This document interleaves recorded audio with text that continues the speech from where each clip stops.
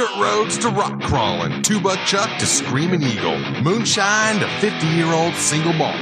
We talk about it all here on Wheelin' Wine and Whiskey with your hosts, Jason and Chris. Welcome to the Wheelin' Wine and Whiskey Podcast, episode 299. From Hammertown Heights with our esteemed... Oh, we got some good guests here. This is going to be good, man. This has been... a couple of them have returned, but we got their dad with them this time, which is going to be fun. How you doing, Chris? I'm doing really, really well, Jason. We're sharing a microphone tonight, which is a little unusual because we have such a large guest pool. But this is going to be fun and certainly well worth me not being on a microphone as much. But yeah, this is exciting. Right on. Yeah, so Chris is our tech guy here. So, yes, we are here with none other than Cole and Sky that have been on the podcast a couple times. And we drug your dad, Brandon, into the mix today. So, Brandon, how you doing? So everybody recognize your voice on radio here. Very good. It's good. It was a good day. Kids qualified good. It was awesome. It's got to be cool watching your kids now out there. I mean, they've been racing for a while on different events, but got to make you pretty proud as a father, huh? Yeah, 100%. I mean, sometimes you look back and you think that, you know, it's funny because they have been involved in this industry since the day they were born, right? So I started Sky's Extreme Off-Road when Sky was about 6 months old. Okay. And so it's one of those things that with the stuff that we chased in the military and everything else, and, you know, young kids' lives and sports and everything else, everything, you know, their involvement, you know, out here in the actual environment was pretty limited, really. They really didn't get a real good start into it until they just started taking it upon themselves to get involved. And so sometimes I look back and think of the head start I could have gave them had I have, you know, been able to involve them much sooner in the actual off-road part. Because I mean, building part, they were in the shop, you know, Young age. Yeah, you know, 5 years old, and so they were there all the time. So that part was always there, but then we'd go compete, do all the We Rock and the U Rock and all of that stuff, and you know, it got so cumbersome to take everybody, and they had stuff on the weekends and everything else, games and other stuff. So we just started. It kind of turned into this thing for about 10 years where we would just get ready to go, load everything up on a Thursday, leave on a Friday morning, get where we had to go, and turn around, race, and leave Saturday night and come home. Wow. In and out. Yeah. How crazy. So, Sky, how you doing? Doing good. Yeah, like my dad said, it's been a good couple of days. It's always stressful to get here, and then you feel a little bit of relief when you show up, and then it all builds right back up before race day. Now, you got here a little earlier this year, yeah? Cole was here earlier than me. Cole, this will be his third week here on the lakebed, so I'm going on 2 weeks now. So, okay. But yeah, it's been good though. It's exciting. Always, right on. But. And Cole? Yeah, you know, back to what Brandon was saying, it was kind of crazy because I was talking to one of the gate guards, whatever you want to call them, to come into Hammertown, and we got into a little bit of a tiff over there.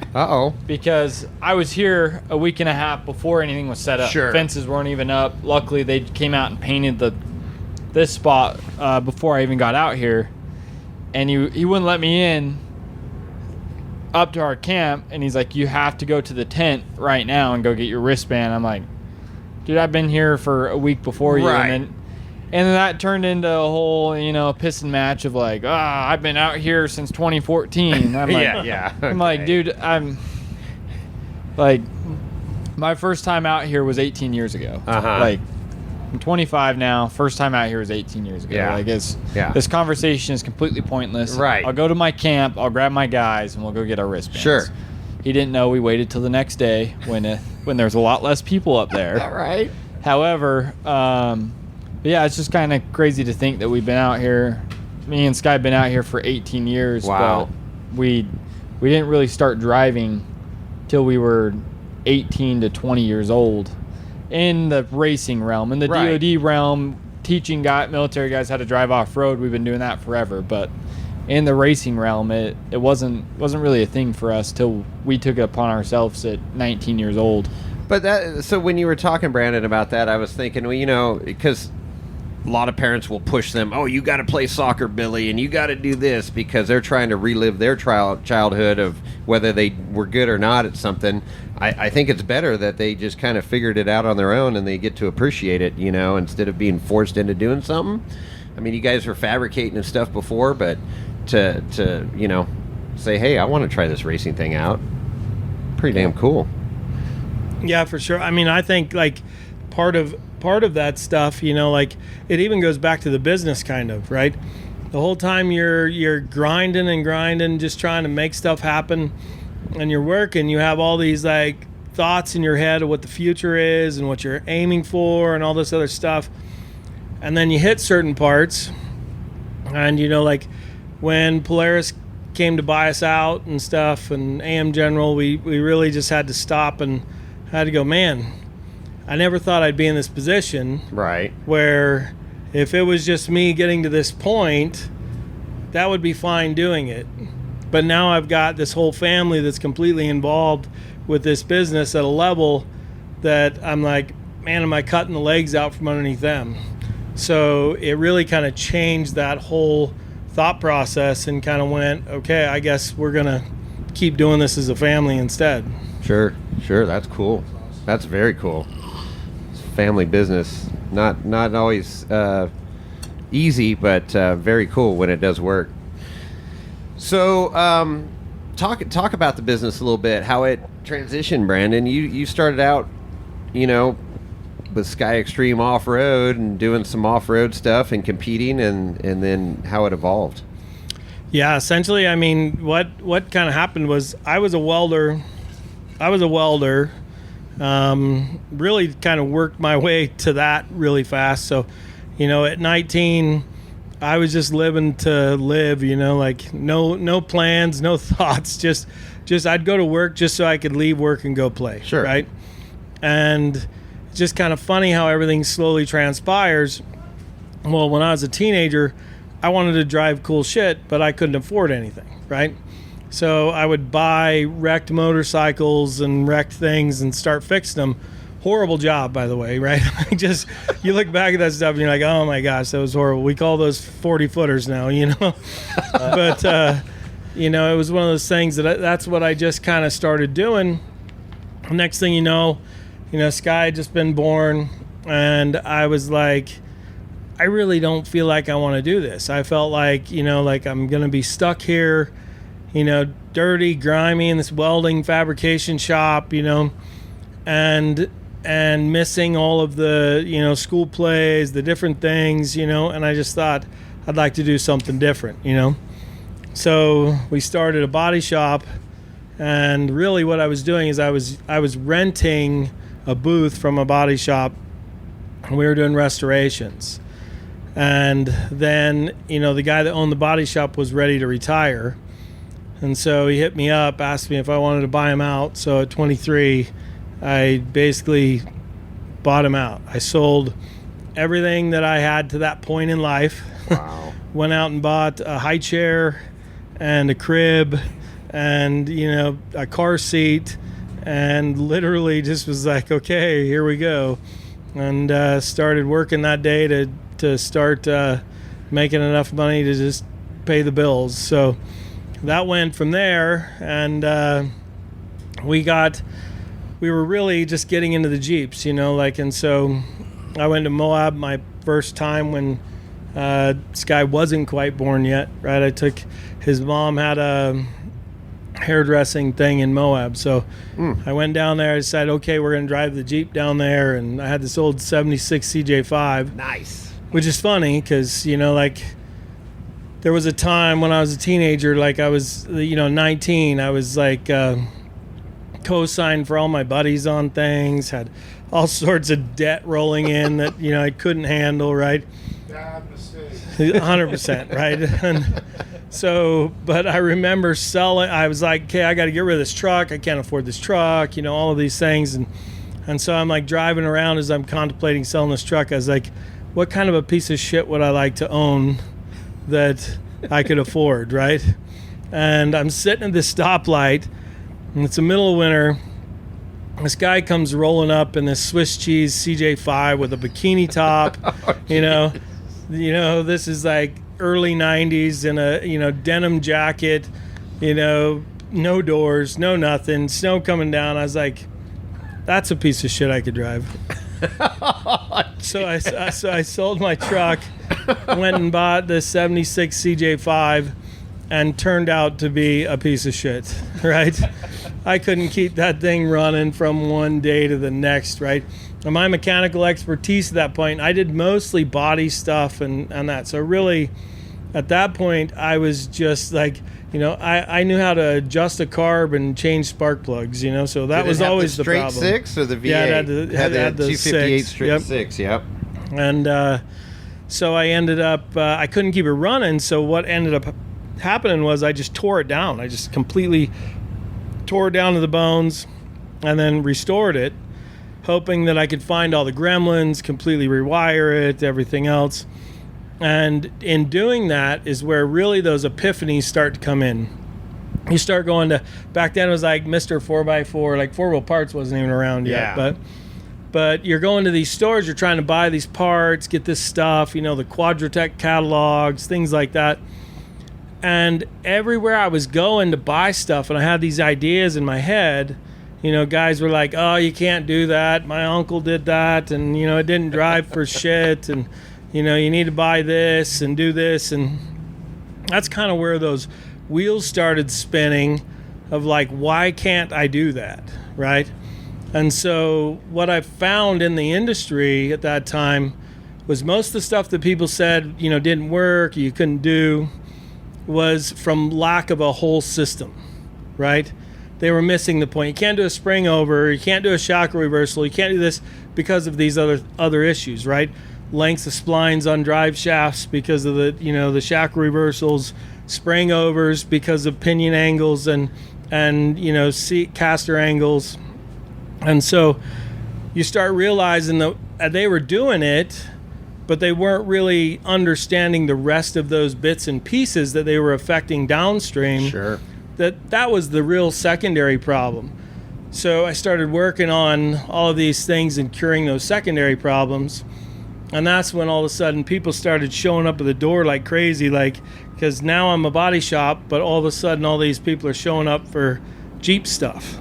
Okay. And so we just started, so we keep working on these Jeeps out in the parking lot, and just parking lot was full, and I'm like, geez, people aren't even going to realize that this is a body shop anymore. You know what I mean? Because they're always like, oh, the place with all the Jeeps, right? And so then we started Skies Extreme and split the two of them off into two different locations, and did that for a few years.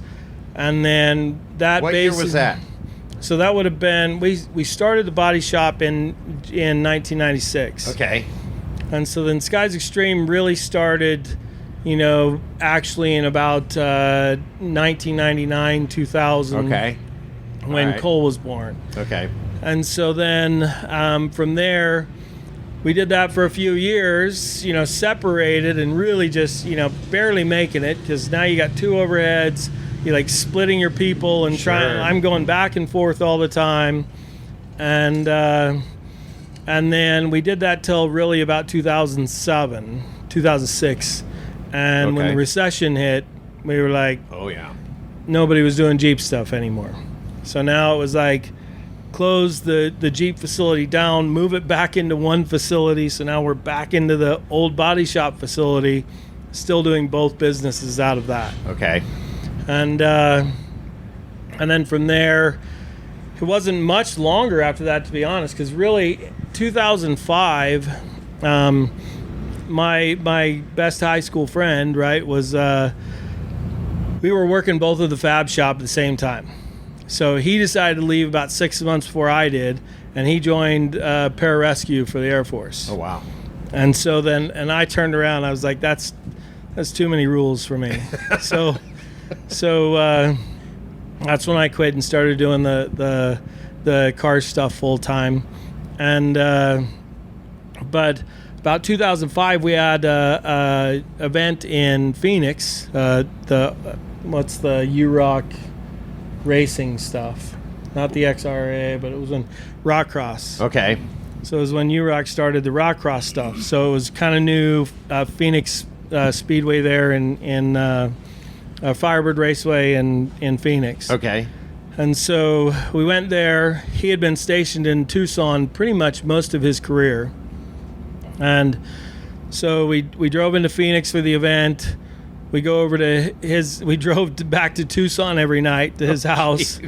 And ended up, just kind of shooting the shit and talking shop and, staying up all night over beers, and decided, I was like, man, we could build something better than this. Because really at the time, they were using Honda Foremans, and they had a Stokes litter on both sides of that Honda Foreman, because to carry patients, you shouldn't really carry them laterally.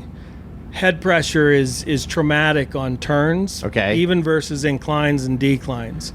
So patients should always be loaded in a longitudinal direction. So they had 2 litters on both sides on the four-wheeler. Wow. But if they only had one patient, right, they're struggling to keep it level. Sure. It was just kind of a nightmare, right? Kind of an adjunct fix to a issue where they really didn't have anything to transport patients, because till that point, pararescue was really just on the ground, right? They're using Skedco sleds and everything else to get guys out where they need to go, because they're getting airdropped in, then they're getting to that person, and then they're having to hoof it until they can get on the X and get an evac. Wow. So we were just talking, and I thought, man, I could build something better than that, So we turned around, went home. I think we had to be back at SEMA like 2 weeks later for for SEMA with BFG, and then the next week we went back home, built this total roller concept. I think all we had was just an EMT board inside of it. Okay. And ended up going back down for a conference. So when we were there, we just kind of went in. We were talking to all of his section, and ended up, they're like, well, if you want me to look at something, you need to bring it back to WebTAC conference. And so we went home, built that roller in a week, went back to WebTAC there in Tucson a week later with a concept, and that was really my first taste of talking anything military at that point, right? And that really evolved from there. We got there, spent all this effort, and to get there, get it, the expense to get it all done, and we get there, and they give me an audience for 15 minutes. Ooh. So they all leave the conference, come out, and there's about 400 guys that come out, and they're just surrounding this car and just start talking. And I was like, the most frustrating thing I'd ever dealt with in my life, right? Because you have gun guys that are like, where's the guns go? You have these guys saying, we got to do this fast. We got to be able to go over this stuff. And then you got the other half saying, that's too fast. That's too, too much for a guy that doesn't get enough training to be able to be in a car and understand. So man, by the time we were done, I was pulling my hair out. I was fit to be tied. We're loading up to leave, and this guy walks in, right? And I really didn't know anything about the military.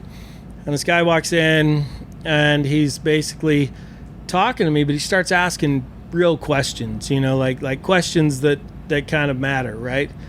And so it really started this dialogue. At first, I was a little heated, actually. I was just like, man, I wasted all this time, And he starts asking these real questions, and he kind of, he happened to be an engineer who was in pararescue, got out, went to college, came back as a crow, ended up being an engineer through college, right? So now I'm talking to a guy that's like at least savvy on, at least engineering to some level, not automotive engineering, but at least kind of understanding what we would say at that point, right, was the durability side of things, right? And because really that's what we were really kind of trying to push was, right, that durability thing. And so we ended up talking to him there, and I remember walking out of the trailer with him, and he just turned to a guy that was standing there and says, "Hey, can you follow this up?" So he introduced me to Leif Erikson, and from there we kind of just kept shooting capabilities for 2 years. Wow. And didn't hear a thing, thought, this was a cold venture, but Sure. whatever, we tried. Had no idea about anything. They called me in 2007 and said, "Hey, can you build us one of these in 30 days for the California National Guard?" Wow. And I said, "I doubt it, but I will certainly try," right? Good answer. So they came back. They said, "Okay, well, we can give you 60 days." So they basically had a guy that had just finished. He was on short-term leave, so he was retiring in a few months. So he was kind of Xing out of his job. Came in, sat down. They shipped him out to us for 30 days. Okay. So he was at my place for 30 days, basically saying, "We need this. We have to be able to do this." And kind of going over that whole side.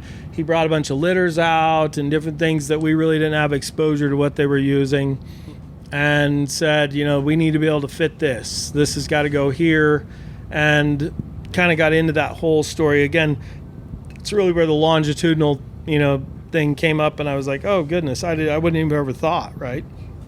And from there, we sold. Well, this is where BC Customs was born. Okay. Because they're like, "Okay, we're ready to give you this contract for this car," and they're like, "What's your cage code?" And I said, "My what?" What's that?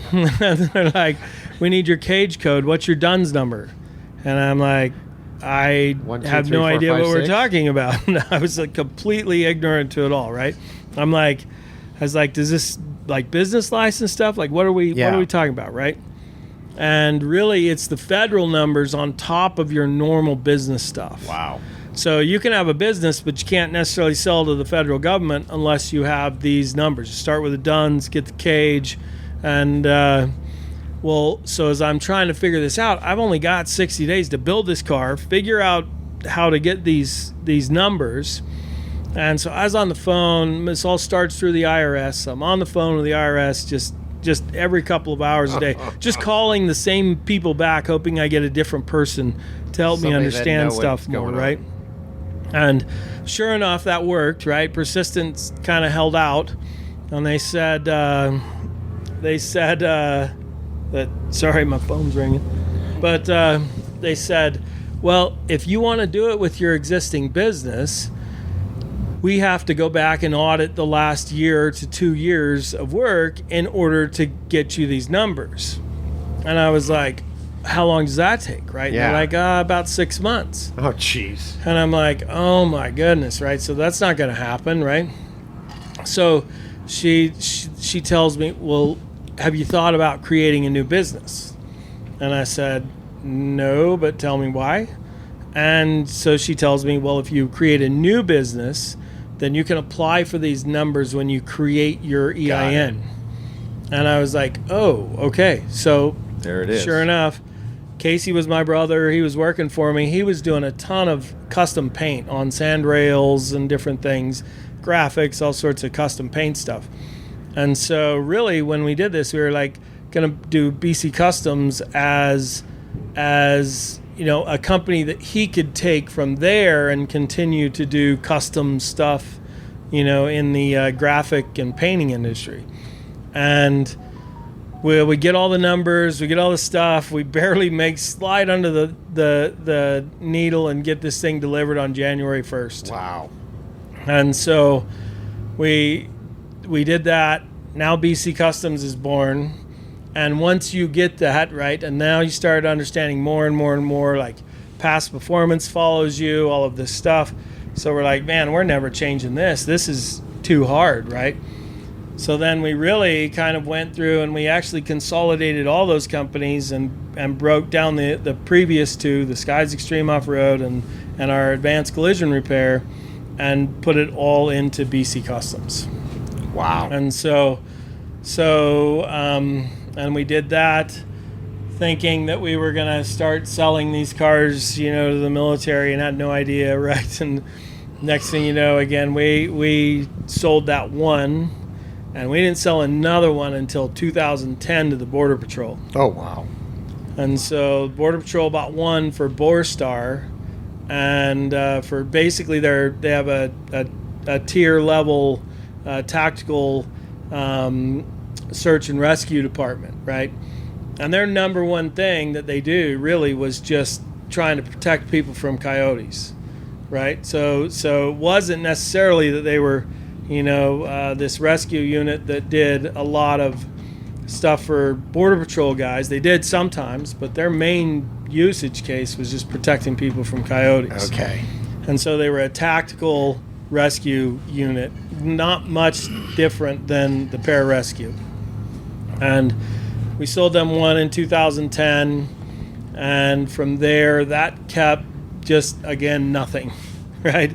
So meanwhile, we're just back building lifts, doing this stuff, doing all the buggies, everything else. Buckburger's car that we were talking about. Yeah, It's out okay. here. Buckburger's car was Okay. built in that downtime. Really? So, Yeah, a lot of that stuff. Really, the single seat, the first single seater we did, right? You had Tiny, you had Shannon's first single seater, and then we had ours, all about the same. Tiny was first, and then Shannon and I were kind of the next with the mid-engine car. And so we kind of molded most of the stuff we were doing then to mid-engine back then, and so that was bringing a lot of buggies our way, right, because of the mid-engine stuff, and then we really just kept pursuing that stuff. That's really what kept us alive. Luckily, I got these, federal numbers. So really, the next thing I did for the government was we started doing contract work on the bomb lifts. So the lifts that lift the bombs underneath the airplanes, we started rebuilding all the hydraulics for them. Yeah. So Rams that had been sitting since Vietnam, basically. Oh, jeez. Yeah, And these you tear 'em apart, these were sand originally, them, in the it's- '60s, Miserable. and they were. We still do it to the day. Yeah, we still do Yeah, them we still do today. 'em Yep. till this day. And but that really kept us alive through that whole kind of 2007 to 2010, 11 era, because Jeep was bringing out the LJ, and they were making the changes, and so kind of the TJ and everything was like still really soft, right? Because after the recession, that went soft because Jeep was bringing out the new model, right? So a lot of the lift stuff, everything was really just super, super slow during those years. And so that kind of bomb lift, rebuilding Rams and hydraulics ended up being, really the thing that kept us alive for a while. Right. Meanwhile, we've probably done 5 to 6 iterations of that first rescue car that we built, and we kept doing these things, and every chance we got to put it in front of somebody, that's what we did. So we would travel all over the United States, everywhere, getting this version of this car in front of anybody we could. Wow. And then they would give us a bunch of feedback, and we'd go home and start doing another one. That's really good business acumen to be able to pivot in such a dramatic way to have your business survive. I mean, the idea of, those were tough times back then. 2007, 2008 was like, woo, bad deal. So I'm impressed, and certainly you had to do what you needed to do to support a family and make sure the business survived. And I'm sure you had not just children to support, but other staff and other employees. Right. Yeah. So hats off to you, man. That's super that cool. was and that's one of the looks that I took. 100%. I was watching, the Snap-on dealer going out of business. I was watching, the car lot next door going out of business. I was watching all of these things, go out of business, and I was just like, I can't stop. I can't fixate on what's not really working. I have to continue to look for anything that will work. Sure. Right. And There's not to interrupt, but also within this time frame of this '08, kind of like '08 on up, like it's kind of one of those crazy things from me and Sky growing up. Like I was saying, I've been out here for 18 years now, and we're 25 and 28 years old, and that's kind of like surreal to think about. However, the first car that he built for the Air Force, for Moffett Air Base, for the Air National Guard for California, he made an identical sister car, and that was his 2008 entry for the first official King of the Hammers. Really? Yeah. And that was his military car, as a copy and paste, and it was one of the first cars ever on bypasses and coilovers No kidding. out here. Yeah, That's a what- good fun fact. The nice part was, what was really cool about that in a way, right, is because the struggle with building, coming from the rock crawling world, right, is we know like rock crawlers back in the day, right, they did not go fast, right?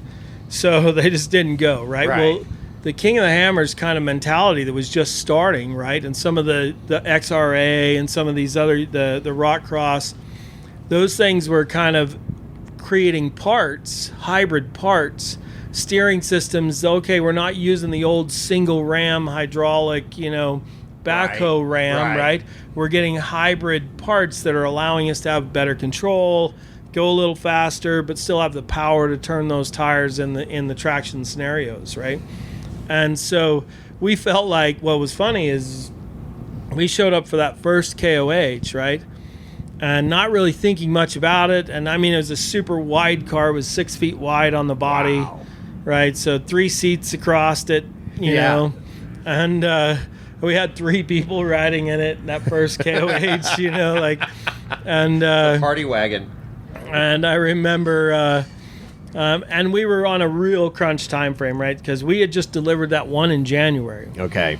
the first car to the Air Force in January, and then so in the next month, You got 1 we month, we yeah, were pretty turning this car and getting out to here because we got an invite to be here, and so we cranked that out. We got out here, and it still kills us to the day because we built a spare tire carrier for it, and it was just one of our guys, and working on that, right, and we got out here and we're like, this thing ain't gonna hold. It ain't gonna hold the spare tire. Like we're gonna lose the spare tire. So we took it off, and but we got out here and we realized that, oh my gosh, this car actually did pretty well. Like we went really fast, right? And I remember pulling into the very first pit, and all the guys are like at the window, like, what do you need? What do you need? What do you need? And I mean, we were filling fuel between our legs. The fuel tanks were like, like a fuel tank in each subframe. In the boat side was the 2 fuel tanks, Wow. right? So one on each side, and but trying to anticipate that this car for the Air Force, it had to do and maintain 50 miles an hour. And so that was one of those things that we were really just kind of going like, I think thinking ahead, right? And we were trying to make it go faster. We were trying to control it. So we had bypasses on it. And so we got out here. I think we started like 38th, right? Yep. And come into the one pit. Shannon passed pit one didn't stop. And I remember I was sitting in there, and I got a hose, a fuel hose between my legs, and the guys are filling it up. And I remember grabbing that fuel hose, and gas went everywhere. When he drove by, I was like, We gotta go. Like, put the nets back up, and we took off, right?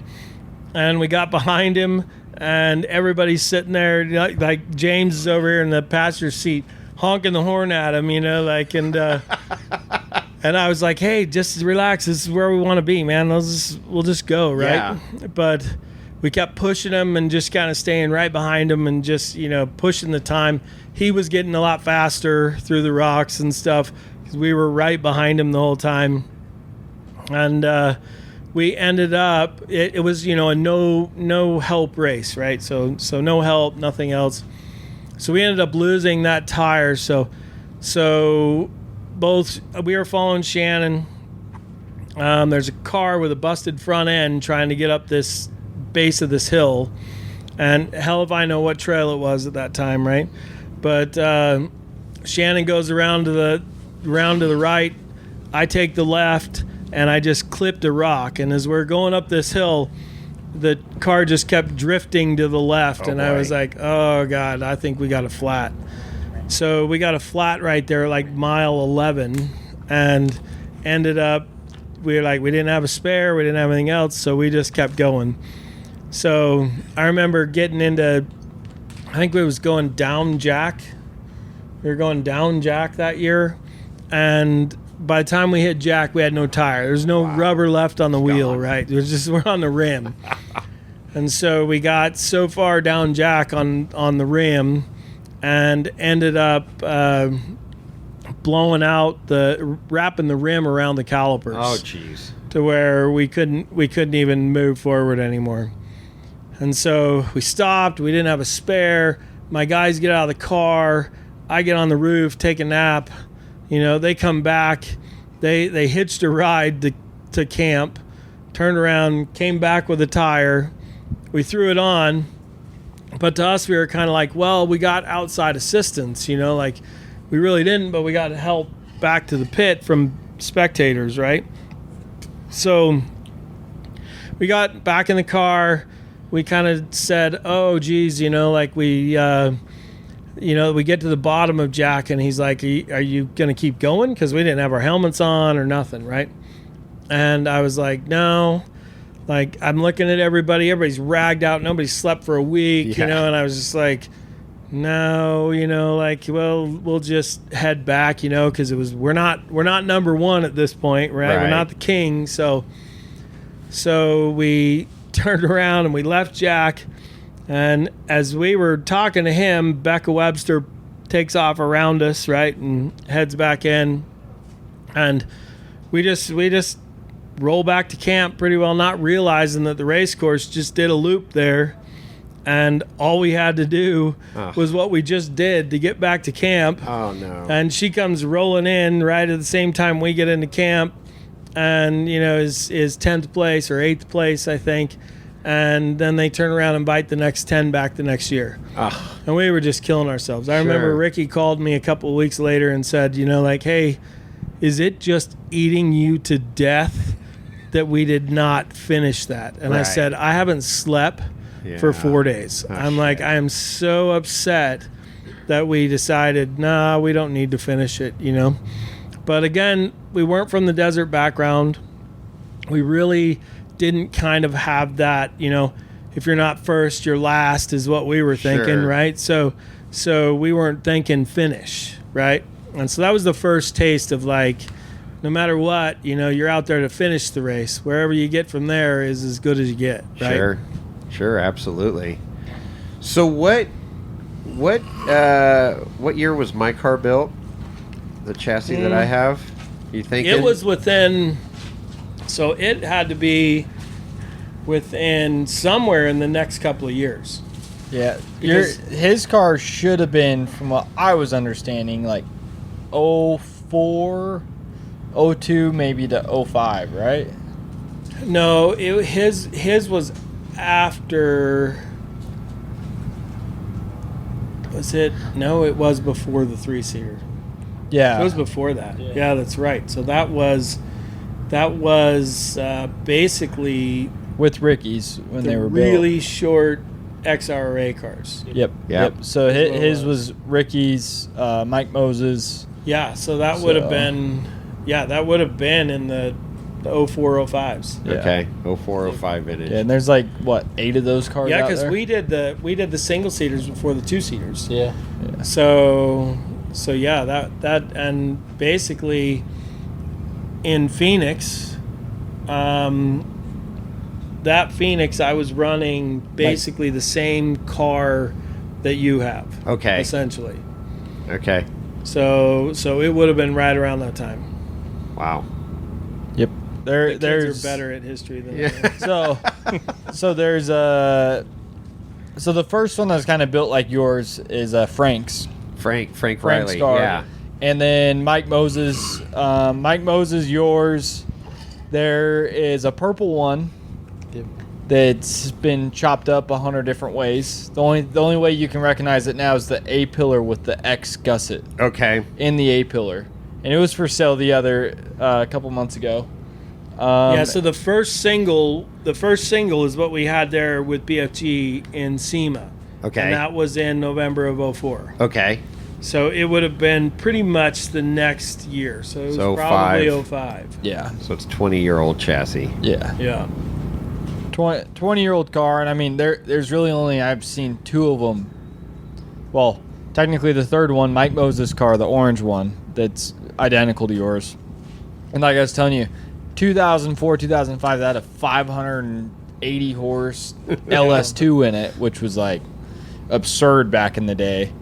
But so Crawl Magazine's car, which was a stainless steel polished chassis, that one has dropped off the face of the earth over the last 2 years. Mike Moses' car, nobody has seen since about 2009. And then Frank's car has been between us and Rick for 20 years till we sold it to Frank. And so yeah, there's kind of, and then yours popped up, but we still don't know where Mike Moses' car is. Wow. Or the Crawl Magazine car that's the stainless chassis. Okay. That one's also, Yep. we sold that when I was 16. Yeah. Me and Brandon drove all the way to Kansas. We needed some money, so he threw his stainless steel chassis up, and It was always November, December, man. Like, like in the collision industry, because always the Jeep stuff falls off in November, December, right? So it was the collision industry, you either made it or broke in November, December. Okay. A lot of it depended on how snow was and everything else. Because if people are doing their thing, right, they don't want to take out time of the holiday schedule and everything else to get stuff Right. fixed on their own, right? So you'd either be super, super slow, or you'd be super busy based off the weather, right? And so that was one of those years that we were like, okay, what's the next thing for sale? Sure. Because that's really how I ended most years. Like even when we built the cars, the very first cars we built for XRA or for UROC, well, I had my Jeep that I built up, right? And I built this thing that I thought was the coolest thing, since sliced bread, right? But I went to the very first UROC event and was like, what in the Sam hell am I doing, right? Like I've got this Jeep with, all this money, and at the time I'm so young, right? And that was like everything you could muster to build the thing, right? And so I was like, no, we ain't doing that. We're not gonna do that again. So we left that event. We didn't compete anymore that year. And then the next year, so as soon as we left that event, we went home and decided, okay, we're going to figure this out. And we basically went through the storage shed, all the years of hoarding Scout axles and Jeep shit and, all this stuff. We just started going through everything we had and put together basically 3 Jeep tubs and frames and cut them up. Put anything we could get with fuel injection that we could afford in them, and ended up building 3 cars to go out and compete, because as soon as I did it once, right, the guys in the shop wanted to do it. And so I had a $10,000 budget. I had sold my favorite Jeep, my Jeep, so that we could do this, right? Wow. And ended up, I had $10,000 budget. We built 3 cars on $10,000. And every one of them had a super bad shortfall, right? They were all pretty okay, but one was on 44 front axle and, broke the axle every single event, right? Another one didn't have steering, no hydraulic assist, nothing to do there. So you were fighting steering and ripping rag joints and just couldn't get through that, right? And so that went on for 2 years, kind of, right? And after 2 years, I sold mine, right, and was like, okay, now I got my $10,000 back.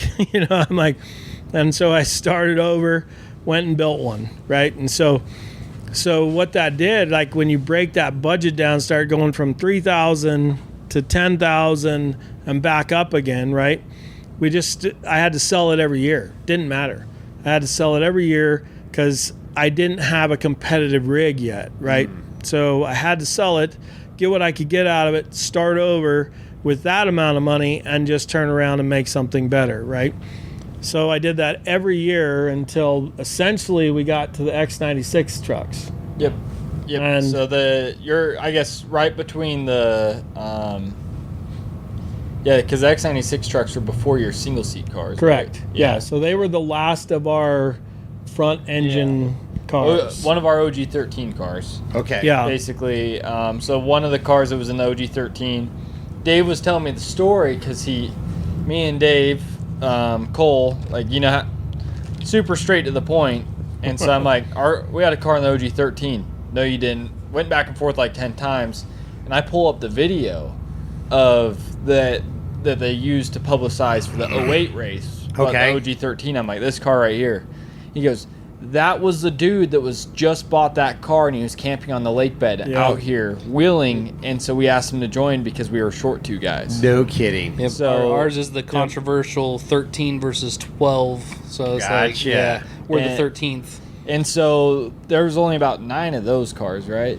Yeah, there was probably roughly that. Maybe, I think, seven of them. Yeah, 7. And the one with the tall roof. Yeah. And those cars there, I don't remember who the guy was, but me and Sky were on Instagram. It was like 2020, 2019. And all the captions said, "Holy shit, it still works. Hashtag SXOR." And it was this car that was built in 2000. Okay. Well, it was his competition, very first competition rock crawler, pretty much full tube chassis. Yeah, car. full tube chassis car. That was, And it had a 5.0 Crown Vic motor because he could get them from the auction for $200. Yeah. And so it had a 5.0 Crown Vic motor, and this dude pulled it out of his backyard that's been sitting there for who knows how long. And he posted a video, and then it actually was on the cover of a magazine. yeah. Because they were happened to be out when they're like, holy shit, it still works. And they're Sure. out there dropping down some really gnarly shit, and it just it cracked me up. And we hit the dude up. We tried to buy it, and he didn't want to sell it. I think he sold it now, but yeah, that was so that car, and then they did a giveaway car, they were identical. They were sister Okay. cars. So Yeah, we did a giveaway car trying to make publicity, right? So we teamed up with a local radio station, and that's why we call them X96 cars, because the radio station was X96. X96. And so we built basically one without rear steer and one with rear steer. So I competed the one with rear steer, and the one without ended up, we gave it away after a year of marketing. Got it. So we would take it to all the events and set up a table and take entries and everything, and then the crazier part of that too is when they finally gave that away, one of my customers in Harrisville actually won that car out of like duffel bags of entries. I mean, just when it came time to do the thing, right? Like we're trying to find this barrel big enough to put all of these entries in because we got to draw one entry out, right? And we're doing it live on the radio, so we're like pulling this entry out, and the way they had us do it was I think we pulled 20 entries. I can't remember the number exactly. So we pulled 20 out of the barrel, and then the radio station did a separate thing where they took those 20. And now they invited those 20 to all come to a event, Oh. and they all got like a key to open Oh, a I treasure see, yeah. chest. And the one that opened the treasure chest won the Gotcha. car.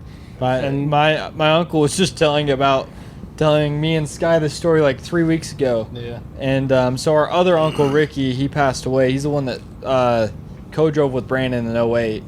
And but my uncle Ricky was standing next to Brandon, and when he heard the guy's name, he's like started cheering, ran up and gave him a hug, and Jumped off the stage.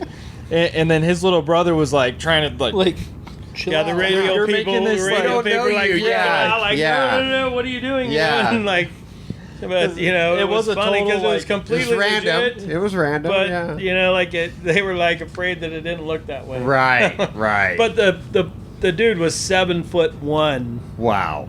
He So didn't fit in the he car. literally never he drove the car like a couple of Yeah. times like Oh, they were no. not built like that, Yeah. right? They were really, really tight cars. A Kirky This dude was seat and huge. 48 inches OD of car. So like, two dudes in a Kirky, and you're literally touching each Right, other. right. And So he straight up couldn't even fit. So Oh, he ended boy. up he sold the car, and after like he had it for like 2 years, and then ended up Wow. selling it. Wow.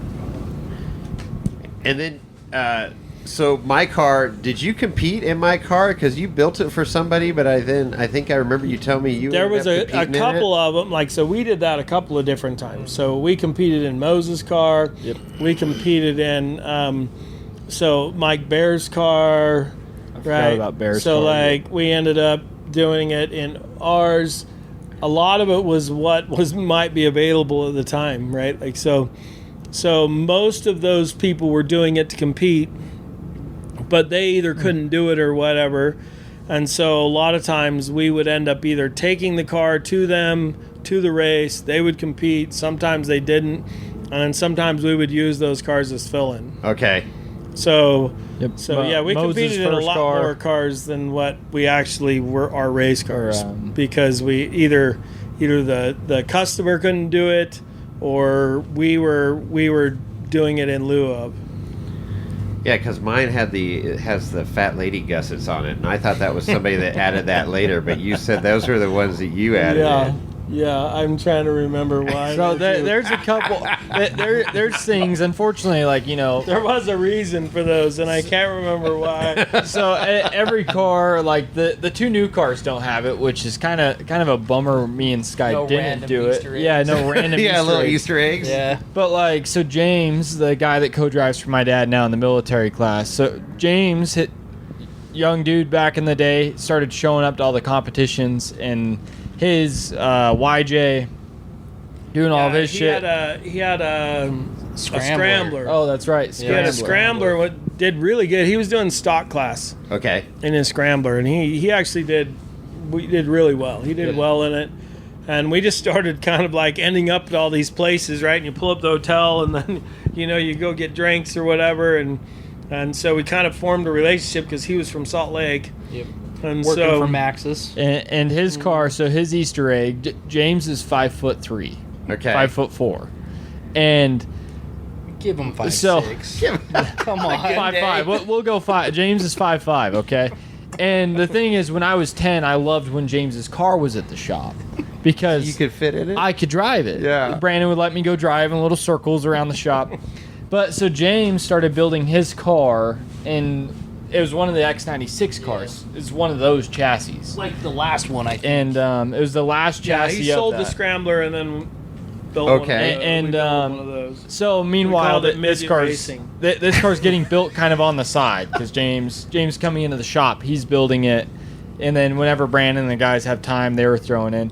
And so the shock tower gusset running across the front of the truck said midget racing. So he wasn't there one day, then just showed up, and there's midget racing plastered out in the front. Yeah, Yours has the perfect. old or the fat girls Yeah. cutouts. There's a couple. There's a There couple was of them out always there. those little customizations, and I'm trying to remember. Like I think it was it was one. Wasn't it one of the Southern guys? Probably. And so we were doing they were fat lady truckers things. Yeah. you know, Yeah, the exactly, trucker cutouts, exactly. right? Yeah, that's what. Yeah. Well, he And was so- saying that he heard that like two guys from Texas actually ran it in King of the Raced it at Hammers. King of the Hammers in Like, 11. Yeah. So I don't know Gotcha. if it was those guys, but Yeah. There's been a Yeah. there. I mean, It all and then one of the blurs last together. cars of your one of the last cars that I know.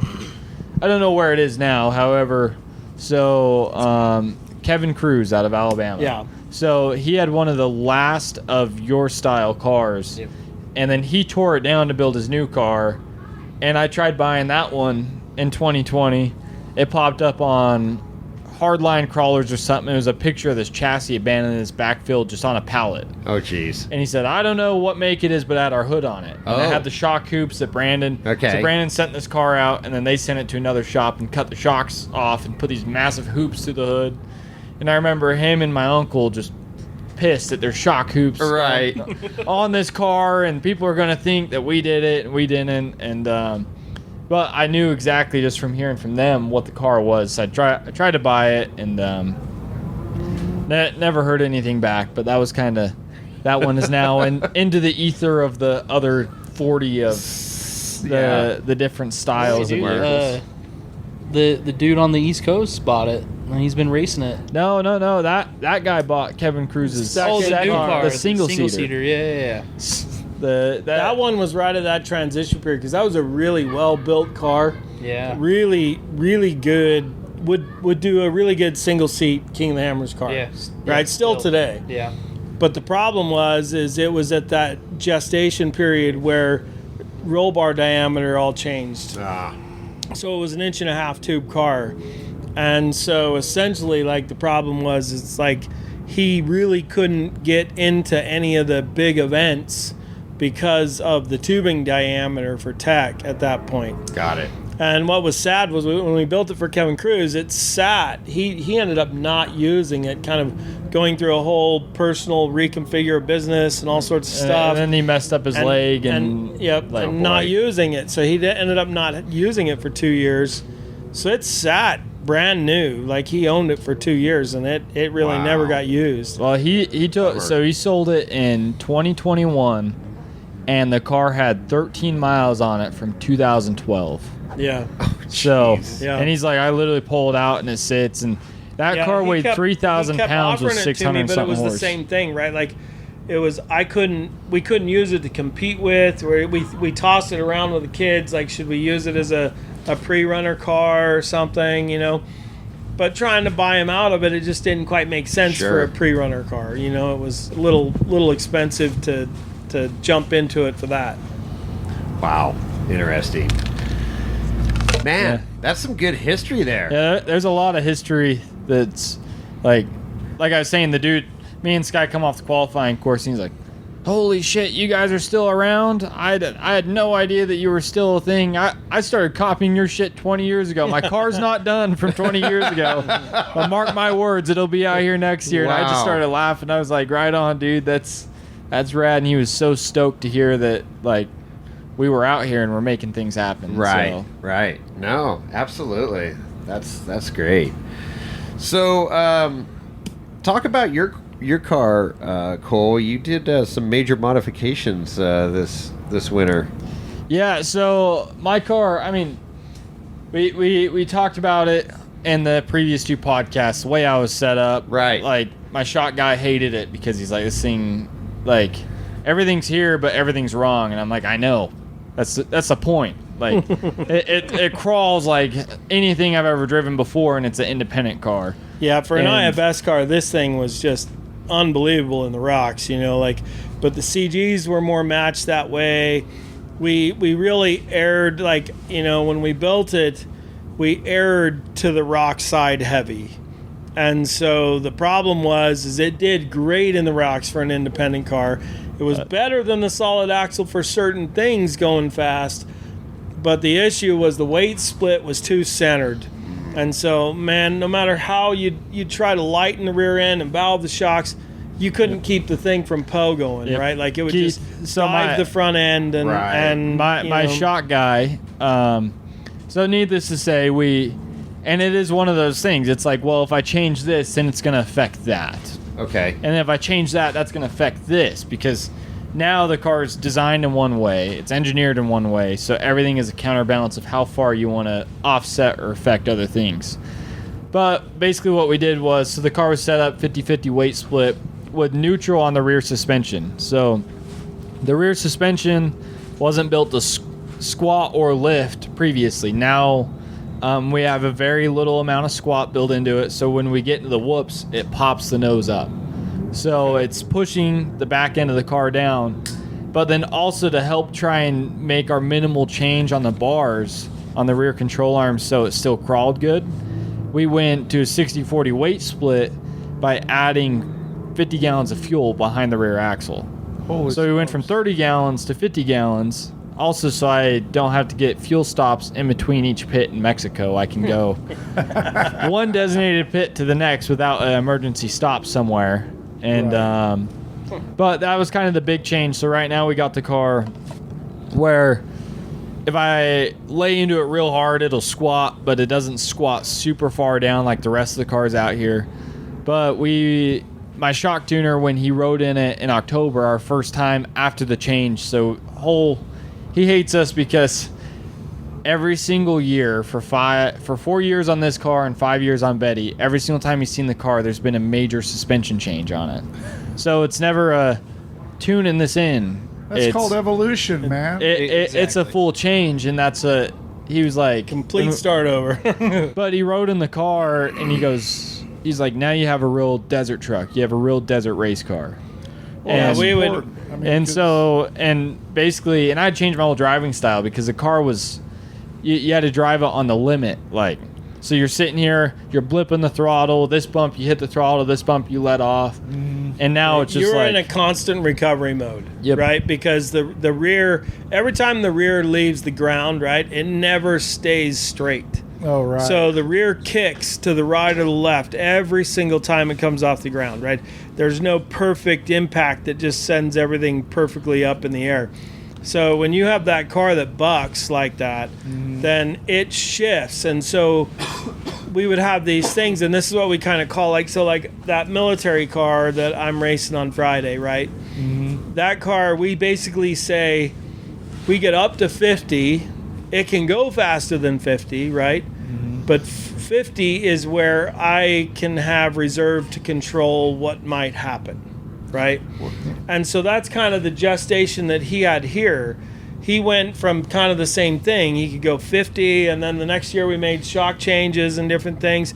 Now he can do that 60. And what we mean by that is, what is your sustained speed, right? So you can get up on lake beds, or you can stay on the throttle. If you're full tilt on the throttle, man, you can really get going, right? Like, you shift that weight, and it really bypasses a whole bunch of stuff. So the issue is he was getting from 50 to 60, and the first Baja he did, we were basically like, okay, if we're going over 60, we're just a little sketch, because if we hit a whoop wrong and it goes sideways, now you're going too fast to recover that, right? Now you get a sideways barrel roll that's just awful, right? So even though he could get up to 80, 100 still in certain places like that, if you didn't have a recall pass, if you weren't doing it in a way that you 100% knew what was going to happen, then you couldn't work your way up and be safe. And so the issues that he's had, right, is every time he migrates up 10 miles an hour, something else goes, right? So one of the problems that he was having, once he could get to 70, we couldn't keep CVs in the car for 50 miles. Yeah. It didn't we matter. lost CVs. We left the start line at the Mint. I saw him at race mile 20 at their remote pit 1 or race mile 30, somewhere right there. He's like, the CVs are really freaking hot. You're going to lose them. I'm like, I ran 2-wheel drive for most of this. Like, they're just in the car. So now he's driving a car that's designed for 4-wheel drive. The weight split sitting, in a place where you kind of need 4-wheel drive, because if you don't have the 4-wheel drive, you can't corner. Right. So because there's no squat in the rear suspension. So it's neutral set up. So again, we did that because of the rocks, right? Obviously, if you set up for squat and you go on it, you try to go up, back door, then when you get there, the front launch is vertical, and you drive the rear end underneath it if you're set up too much squat. But in the desert, if you're not on serious throttle load shifting that CG down, then the neutral will not really let you corner very fast or do anything with real, speed. Yeah, we'd see the car. We'd see the car kind of. So you start watching videos. So we got footage from Silver State, the Mint, King of the Hammers, Mexico last year, and all these micro changes making the car really fast. We turned around and we're trying to insane coil rates. We're working with the shot guy Keith, and he's like, we can't keep the nose up. He's like, my only fix for you right now is like get portals, because I don't know, like we can't keep the nose out of the dirt. Because when the nose would dig, man, like it would dig hard. Light Really? sandblasted. You can't see out of your visor because it's so sandblasted from just the nose running into the ground.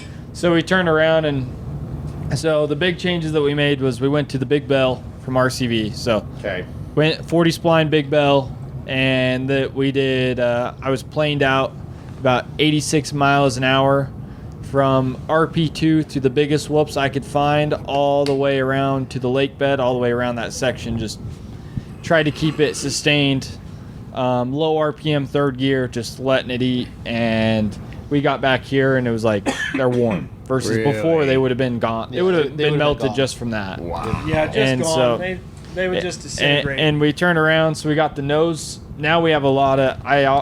I struggled with it for the first change when Keith made it the other day.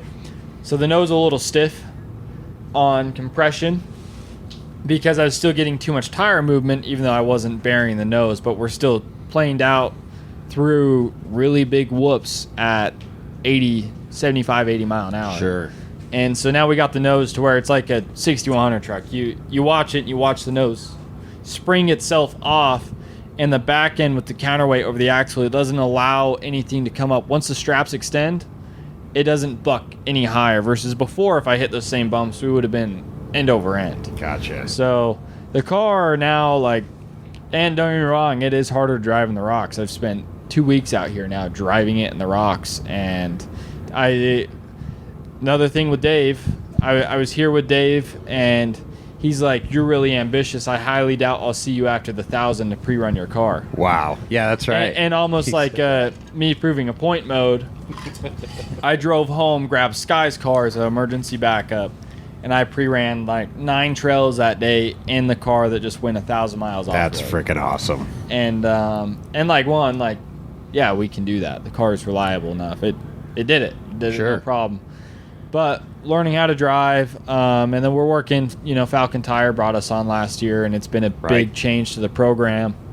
And the tires prior weren't as soft, but they were their first Gen 1 prototype of this tire. First time doing a 40-inch race tire. So, like, and I was out here on those. I was kind of learning, like, okay, this is different here, that's different here.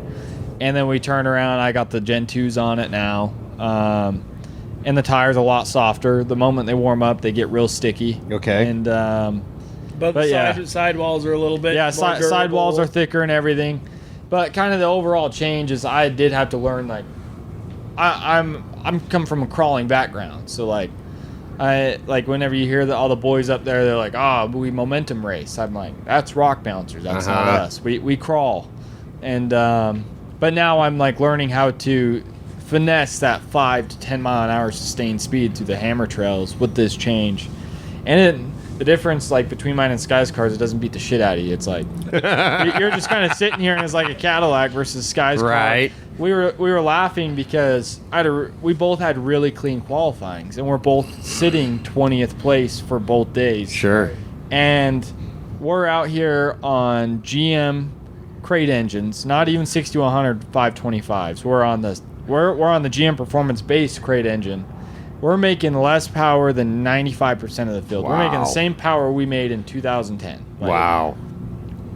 and we're qualifying 20th place, and one, pay homage to me and Sky as far as what we've been able to accomplish doing this. Sure. And two, the vehicles. But we were laughing because my car, we went through all that, and it was like we had one digger on the nose, and it was kind of my fault, but that was the only thing, and it was smooth. Like, It was his fault. He was driving. I was sitting.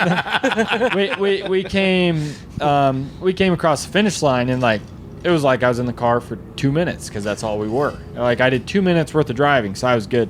Versus Sky, when we came down the downhill, he just took a big deep breath before we got to the short course, and I started laughing, and I was like, dude, you are working this thing, because it is.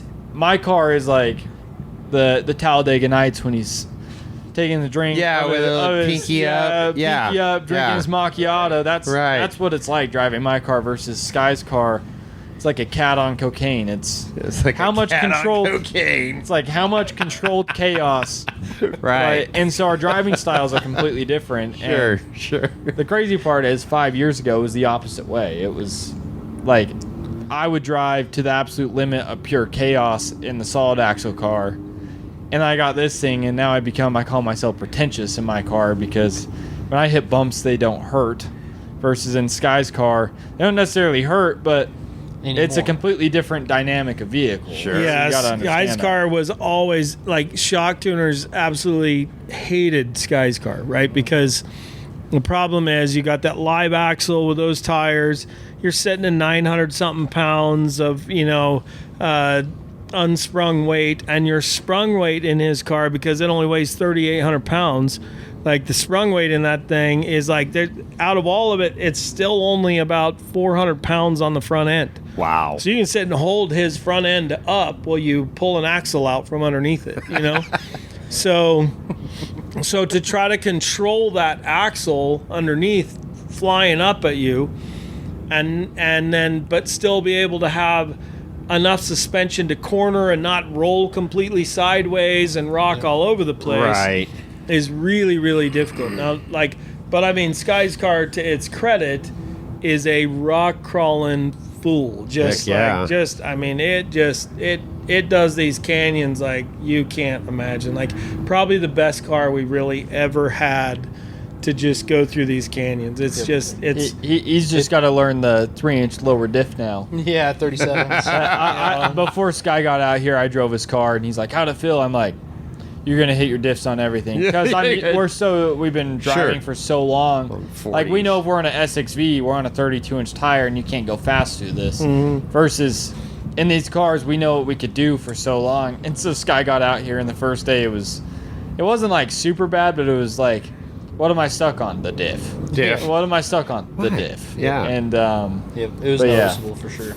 Yeah, definitely different. Yeah, definitely different. That tire height versus your axle height is really it's something to behold. And the sad part is the muscle memory that you have no idea that you really have that, right? You can see those rocks and gauge them perfectly, right? I know we never know what 6 or 8 inches is, but at the same time, when you're talking 14 to 16, you know what I mean? Like, you would know that perfect, right? Yep. Like, you would just gauge it. And so all of a sudden you go to that little bit, 2 inches, inch and a half lower diff, and you're like, my God, you're hitting everything that you thought you were clearing, right? And so it's really relearning a whole curve of like what I can go over and what I can't. Yeah. It actually has been kind of like credit to the dudes on the 4800 dudes for sure. The solid axle single shock 37s, because it was definitely an adjustment. Like, we've been trying to dive into racing harder the last 5 or 6 years, like we talked about, and just like he was saying, like finding that sweet spot, like it became muscle memory. I didn't have to think about if my diff would clear that. I knew if I put my tire here, we were good to go. Sure. And the last 2 weeks out here, it's definitely been like I've had to relearn that and then gauge like, right now I have no choice but to get my front diff over that rather than try and strategically just go over it. Sure. And so, sure. But it's driving been good a lot though. up walls. Yeah. A lot of so one thing I kind of learned driving his car, and then he figured out real quick because I was in front of him. So we ran one of the military trucks, the race car, and both race cars through a lot of these rock trails. And I was like, yeah, man, when you're in here, just drive up the walls. I was like, you're going to drive up walls because that's how you're going to clear the diffs on everything. And it taught me, driving his car a little bit, taught me some new lines for my car. Like, okay. I'm like, all right, this actually makes it easier. I started looking at things differently in my car after the fact. Try the SXV. Yeah. Well, I drove an SXV up Sledge, made it all the way to the plaque line, and then there was a Toyota with a driveline laying underneath it, and they clearly were not in the mood to be moving anytime soon. Gotcha. So they went past fixing and straight to drinking. Oh, there you go. There was one guy that was busting his ass in there, working like crazy, pulling winch rope, and there was 3 dudes standing there with beers, laughing. Yeah. Just clearly accepting defeat of the situation. Right. They weren't going anywhere anytime soon. But for anybody that doesn't know, like, SXV is what we primarily build for the U.S. government. We produced almost 400 cars of that model, and it's 60 inches wide. It has 12 inches of ground clearance, 122-inch wheelbase, and it's built to go into a helicopter. It weighs 3,000 pounds, and it holds 3,000 pounds of payload. Okay. Yeah, a complete different paradigm of engineering, right? You have 14-inch steps you got to be able to clear, so you have to calculate all of that. The helicopter that we have designed that car for, technically, other than the Razor, right, and one other car, which is only the Badger, the Boeing Badger, which has only ever produced 20 ever. They're the only cars that have ever been able to go into that V-22. Wow. So the Marine Corps spent, billions of dollars and, building cars that for that aircraft in particular since its conception, because originally it wasn't built for a car, but all of a sudden you get 26 troops in a helicopter, and now they're on foot, right? No matter what they're doing, right? So to fit a car in this, it can only be 60 inches tall.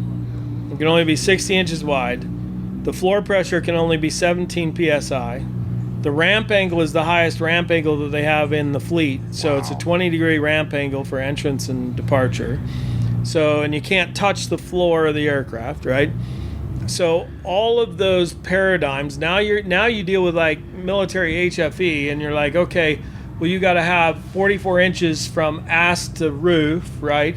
You have to have all of these dims that are, so when you look at it and you go, this isn't a car I would design directly for performance, right? There's so much of this car that is designed literally so it can go into the helicopter. Wow. So we deliver those on BFG all-terrains because we literally need the all-terrain in order to get the 17 PSI floor pressure. Got it. So the engineering and design structure around it is just so much more than, it's a car, that, people will see it and be like, I wouldn't do that, I wouldn't do this, I wouldn't do that, right? Purpose built. The old guards, we used to get it all the time, like the jack on the front bumper and all sorts of stuff. But what people don't realize, you put 10 pounds on the front bumper, I can relieve, 90 pounds on a rear wheel on the floor pressure in the aircraft by putting 10 pounds on the front bumper. Wow. Well, the other thing, our center drive car that's out here, that car has ran 9 hammers trails, and we scraped the jack once. Really? Yeah, but it's always been this thing. Everybody's like, every single person that sees always it, forum comments. Yeah. And like, but yeah, just so like everybody, armchair quarterbacks. like when I say I ran sledge in the little car. Very, very, very limited little car as far as like helicopter constraints. And but yeah, I mean, yeah, it's everything. That little car has that roof rack on it because the roof rack holds the turret, and then the roof rack folds over the nose, puts the turret weight over the front end, and actually sifts the CG, allows the rear tires to come up almost 400 pounds in wheel pressure. Wow. So that you can get a four-way split of the pressure to get it into the aircraft. So after, since that really started happening in about 2006, and all the way till now, right, there's only 3 cars that can do that, can go into that helicopter. So it's, and then ours is the only one that's classified as a vehicle that can actually carry the payload required for the mission scenario. So it can carry, it's a 3,000 pound car that can carry 3,000 pounds of payload. So in a 60-inch wide, smaller than most UTVs, 5 feet wide, 13 feet long, right? It can carry 3,000 pounds and fit within all those constraints and still come out and do the thing. Yeah, so when people see them, and you see them from this era, this realm of, the industry, and you're like, oh God, why would you do that? Or that's stupid. Like you could do this, that, and the other. Well, it's all my tiff part this of morning the with the horse entire, the engineering feat, right? Yep. There was a course marshal dude that came up here, and one of them was very interested in the car, and he's like, hey, do you just sell any of these civilian wise? And then they asked me the price. I told them the price, and then the guy sitting in the other seat was like, oh man, I could build something way better than that piece of shit for that price. Oh, yeah. I was like, I just turned to him, I was like, why are you being a dick? Do you even know what the car's for? Mm-hmm. And he just stared at me. I'm like, Yeah. You don't. So You don't. just stop talking right there. Right. And you're not seeing the whole other end of it. Yeah, lost- like if you you lost all put that into credibility. perspective, right? That little teeny tiny car is designed to carry 5 dudes and 4 patients in that little teeny 5 foot wide, 5 foot tall car.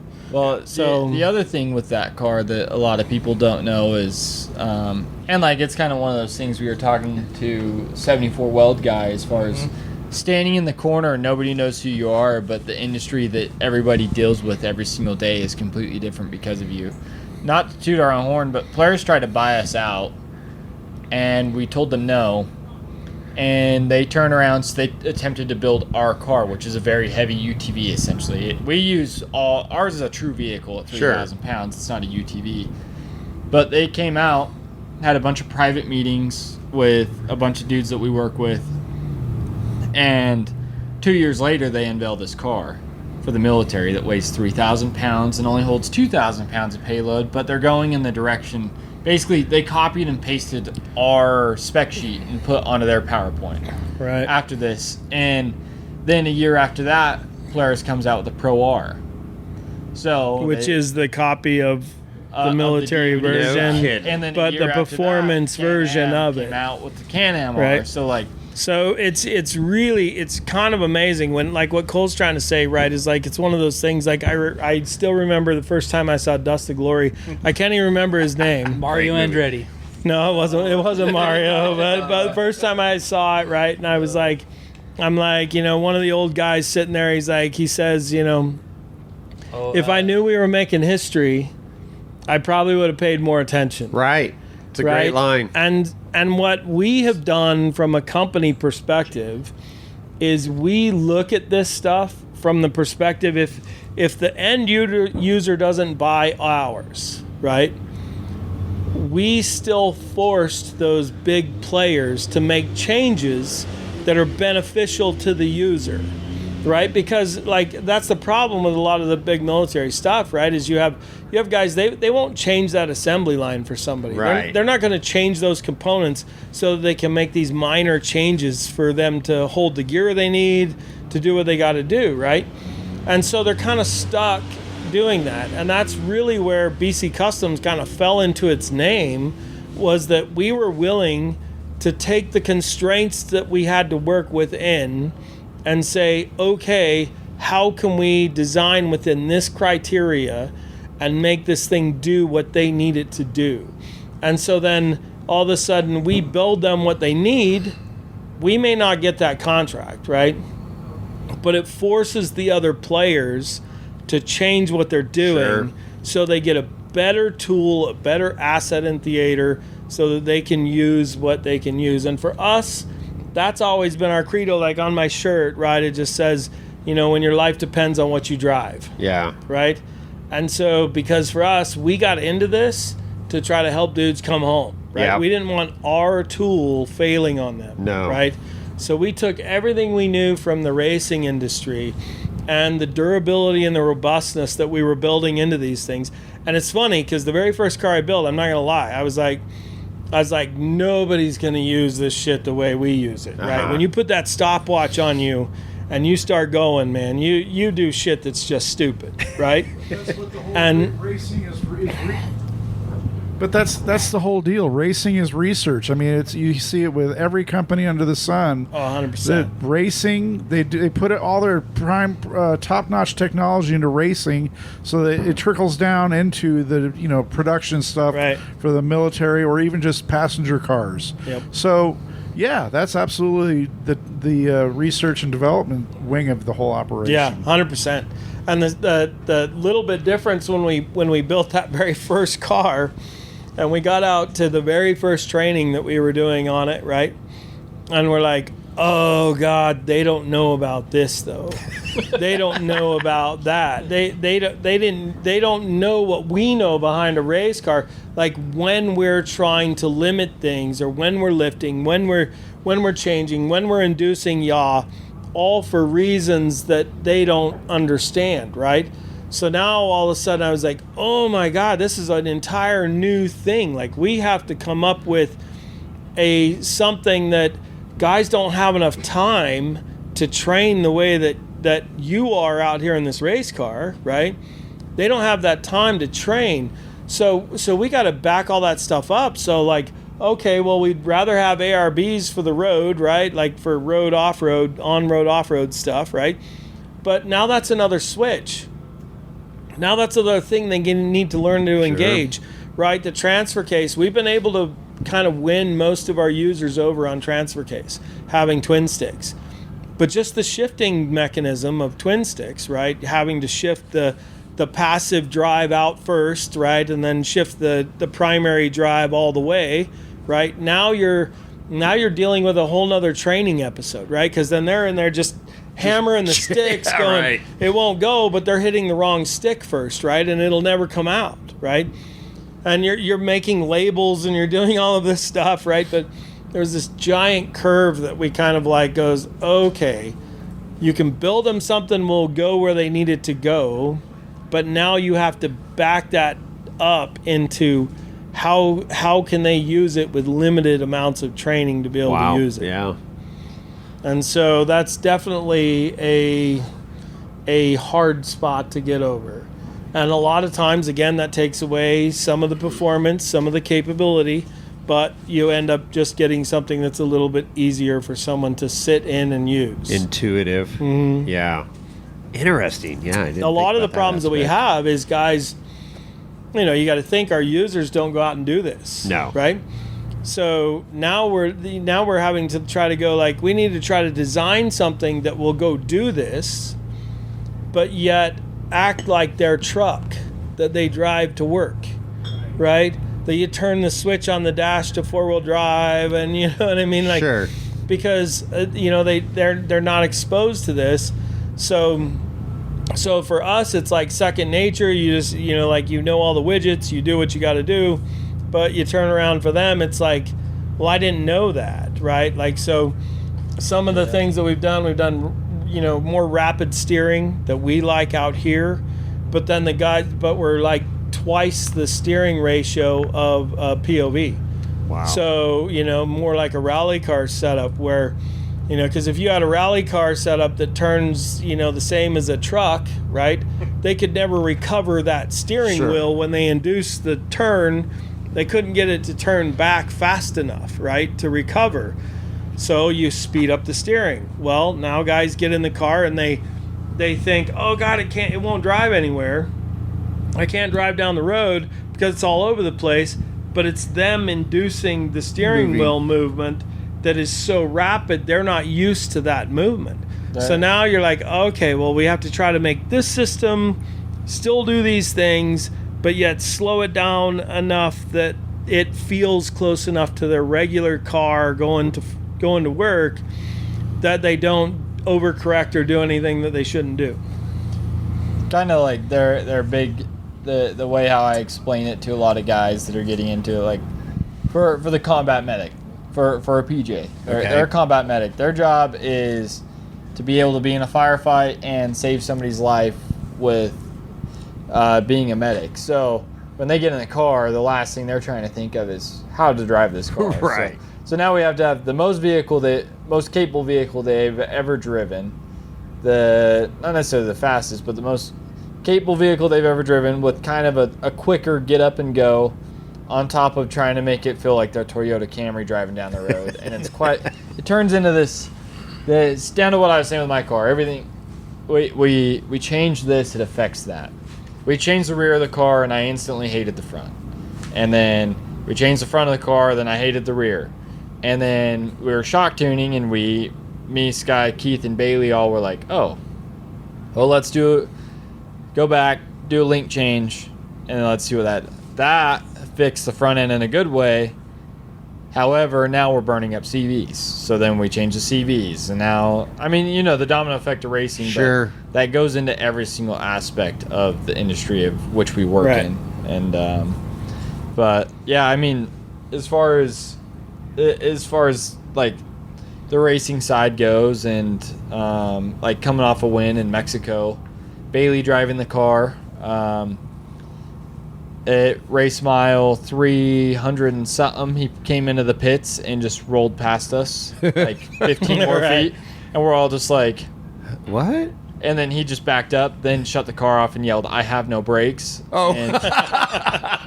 And we're like, oh, that entry makes more sense.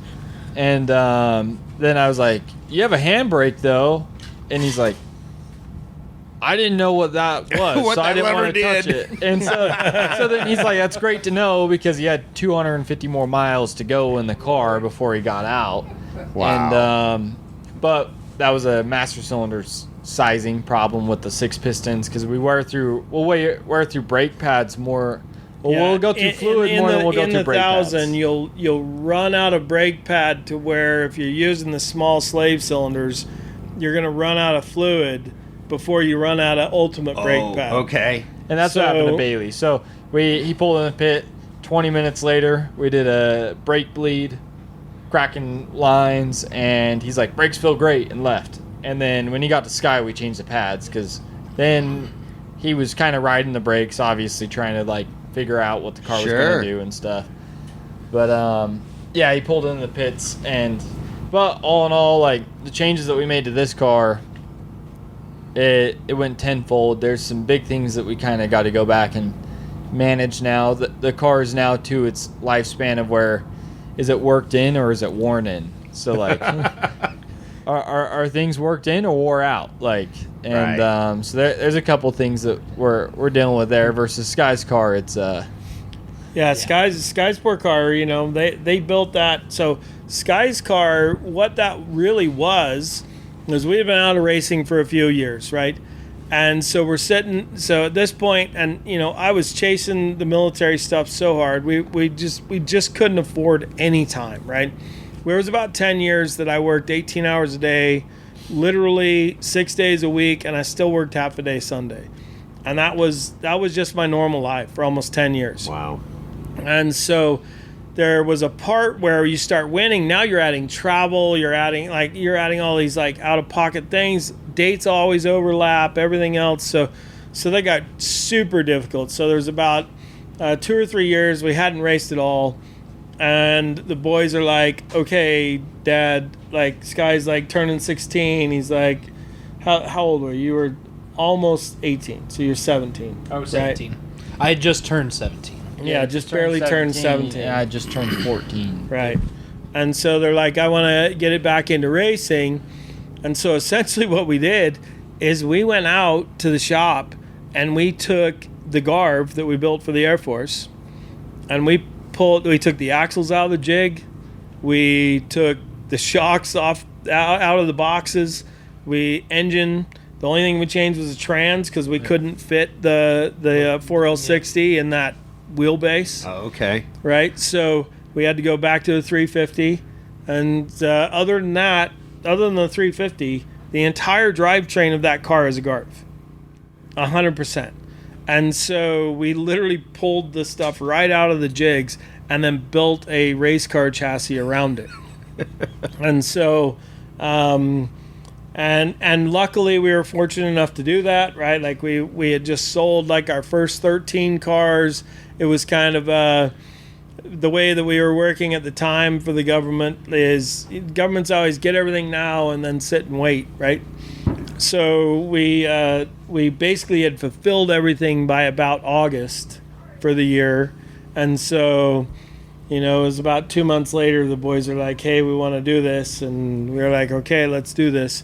So essentially, these guys go out and start building the car and bending tubes, and all the rest of us are just standing around like watching and walking by and being like, you should probably do this or don't do that,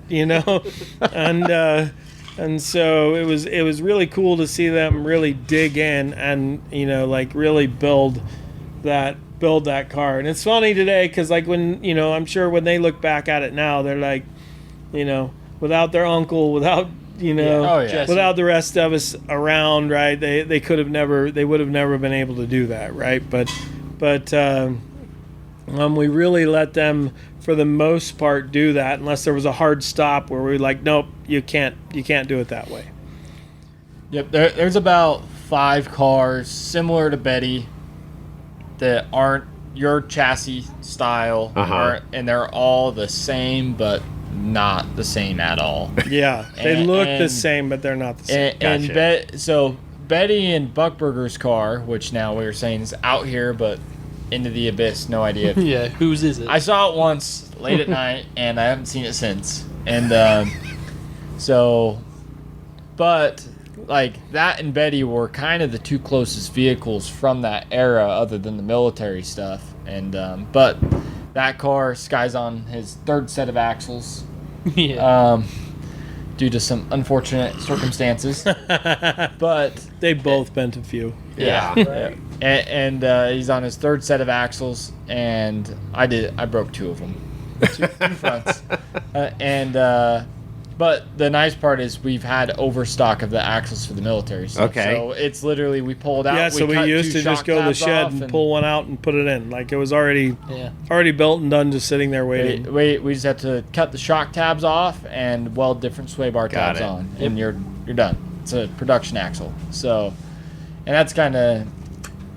But I mean, like his car, we've been talking for a while that 4800 now it's kind of funny because we just basically added a whole new lifespan to the vehicle that was already wore out. That we weren't expecting. We're like, man, we need to build a new chassis. This car is 13 years old, and we're getting some cracks, and we're welding gussets in and fixing those cracks. And so every year we joke about how this is probably its last one, and now it's 4800 class, full race season. Like we're doubling down with it. But his car, I mean, it's original almost. He blew the original motor up. Yeah, this year. We blame Bailey for that. Yeah. And so, because Bailey raced the King of the Hammers on it, finished 16th. 2nd highest finishing solid axle car in a 13-year-old, 14-year-old chassis car that me and Sky built. 4 hours of seat time prior to the race. Right. And but he turned around, and so Bailey finished that. He's a the very phenomenal next race. wheel man too. Oh yeah, so absolutely. So I always tell Bailey I always giggle because like he's like, I'd do what you're gonna do to the car, but I'll drive it. I would do this, but I don't care. Whatever you do, like I'll drive it. It's fine. And like Bailey drove my car, this IFS car once, and I'm like, you're the right dude for the job. We trust you. Down at the 1,000, did a great job. But this guy left the line at 8:10, and then he calls me at 8:17. I'm like, oh man. Did you wreck it? What broke? Like, Yeah. And he's like, "Oh, I'm staring at a rod right now." And I'm like, Uh-oh. "Okay, what mile are you at? 6?" I'm like, "Okay, well, 7 minutes and you're at mile 6. You were cruising. You were Whatever moving. You were in it." I always give Bailey shit that he blew it up because Sky went 6 miles and shot 5 rods out the side of it. It snapped 3 rods, but 8 5 pistons. Yeah, there was only. I don't think I've ever opened an engine like that before. I've never seen anything like it. The oil pan was literally a garbage disposal of parts. Like I've never seen an engine just with parts in pieces, Grenaded. like completely just a filling rod the took oil out the pan. cam. Like Wow. somehow a camshaft got taken out by a connecting rod. Wow. Like it was the most carnage I've ever seen. But that's why I'm like, It was cool. that was motor. cool. That motor was the original motor in the car. Yeah, you couldn't It take had never been anything pulled from out. that. Yeah. That engine had never been out of that car since 2012. Wow. Like not one time. 13. So just literally never been taken out. So to be able to go that long, get second in the Baja 1000, turn around and get like the number of hammers and all the little races and all the other stuff, like to have a car last like that, or an engine to last in a car for 10 years Sure, and literally that's- have yeah. zero Six King of the nothing. Hammers, a Baja 1000, who knows how many short course races, and I mean, it was its time. It was Sure. We didn't knew blame it it was, whatsoever. we knew it had lower oil pressure. Like, it still was good, but it wasn't a new engine oil pressure, and it was a little bit noisier.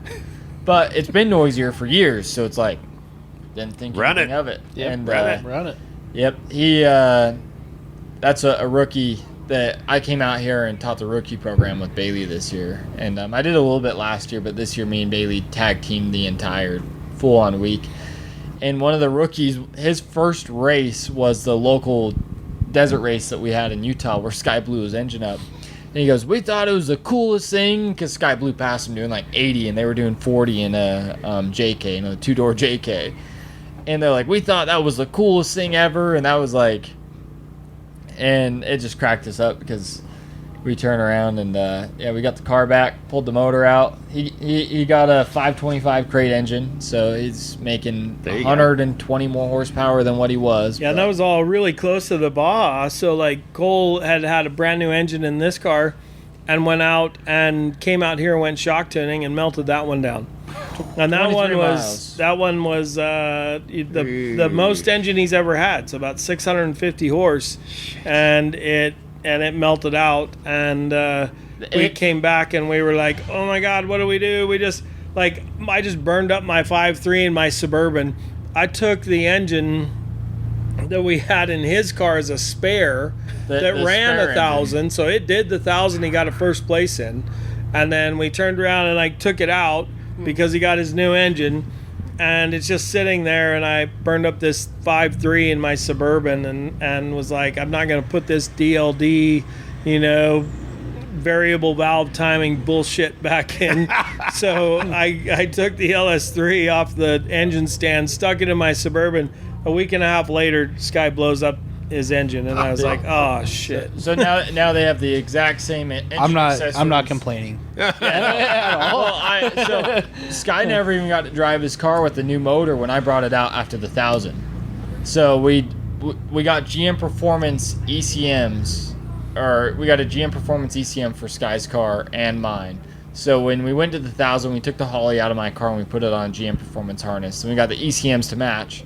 So now the cars are the exact same same Okay, everything. Motors, all right. everything's copy and paste one to each other, and Coles was hard to find though. See, like they had a couple on the shelf when we bought Skies. Yeah. And then literally like 3 weeks later, we couldn't get any. Really? Couldn't get any anywhere. We were calling everybody. My parts guy finds some guy in Florida. Shout out to that, EngineDepot.com that we got my 525 for $5,500 and shipped 2 days from Florida to our shop. Wow. And we installed it and left 3 days later to Mexico with a brand new GM harness with that ECM to go with it. The car's still, we don't know why. Sky's car runs great. Mine gets weird bobbles here and there that like I haven't figured out. But it went 1,000 miles. It's done all the shit out here. It's proven. It runs great. It's just, that's it.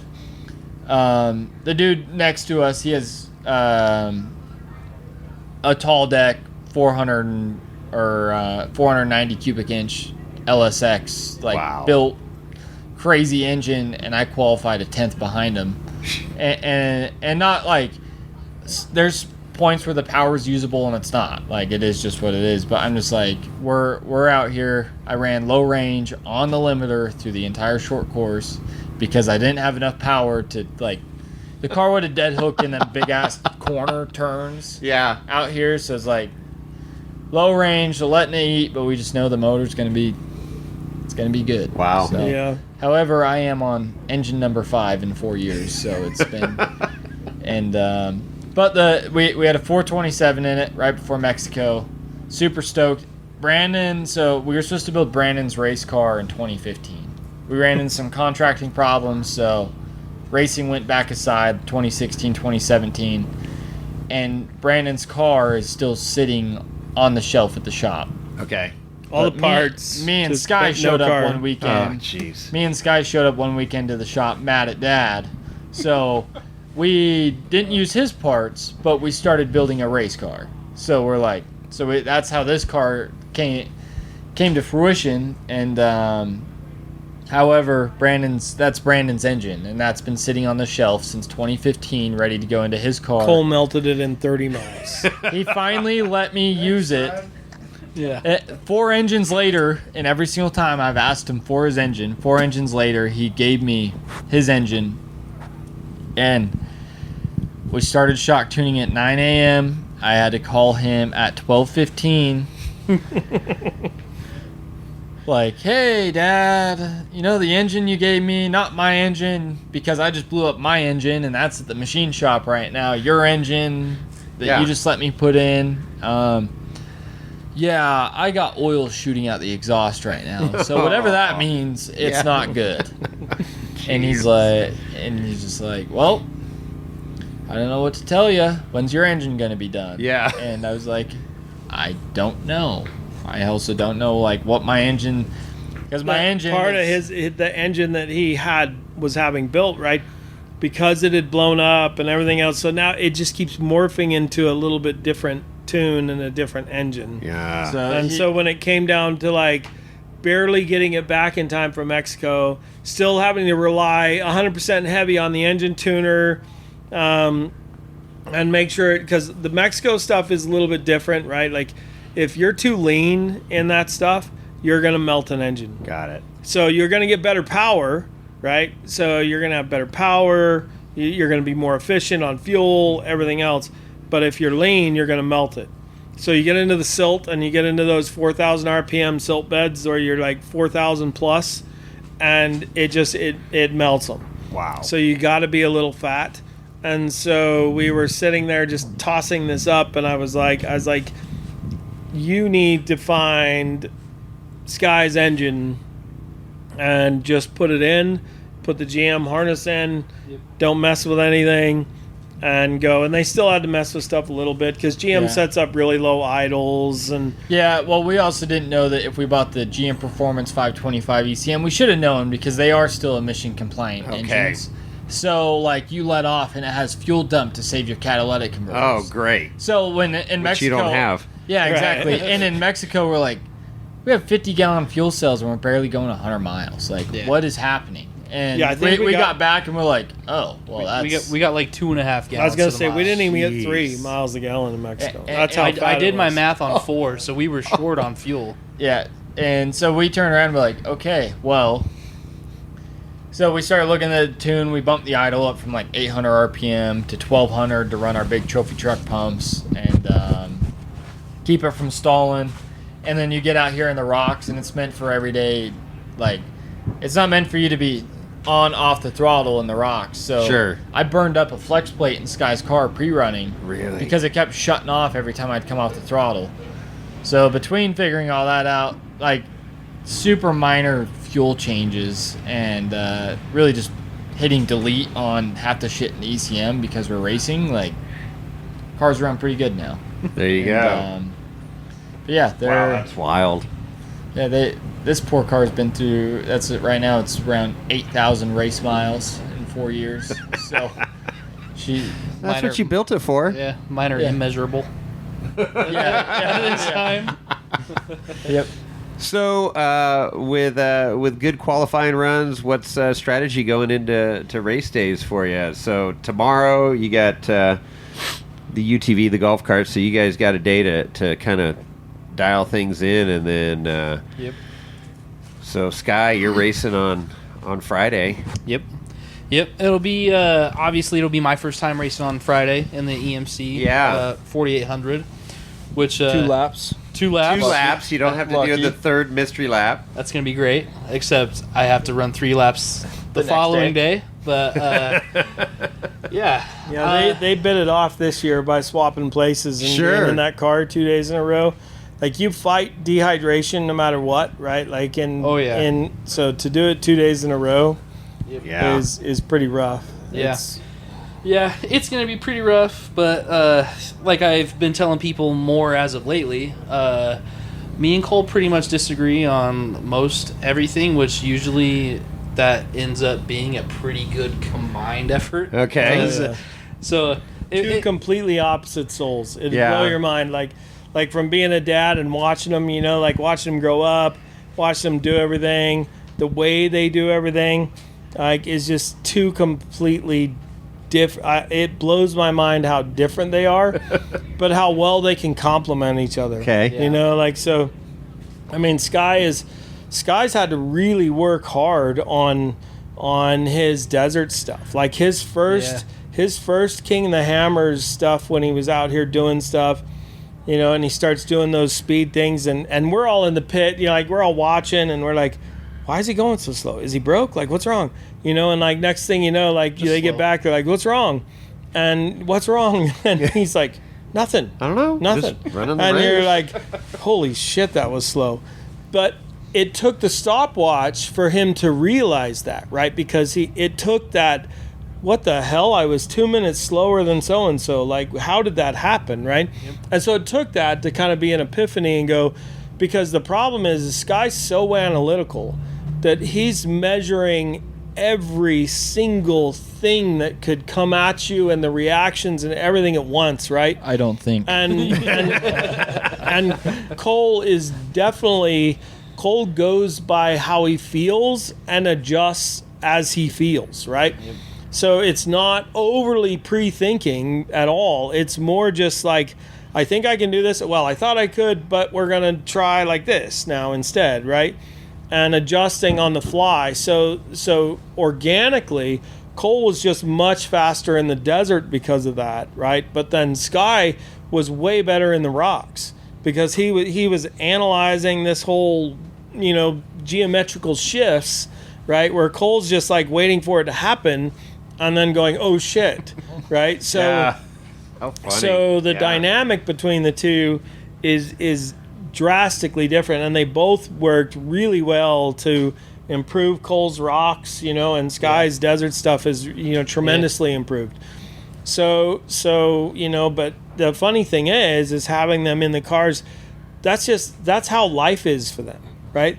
So like you get them in the shop floor and they're building something, Cole can't stop working on something. Right, where Sky can sit and think about it for a couple of months and maybe decide to do it or not. So the problem is or the positive that comes out of that is Cole's out here doing shit that he's waiting for Sky to design the front suspension, right?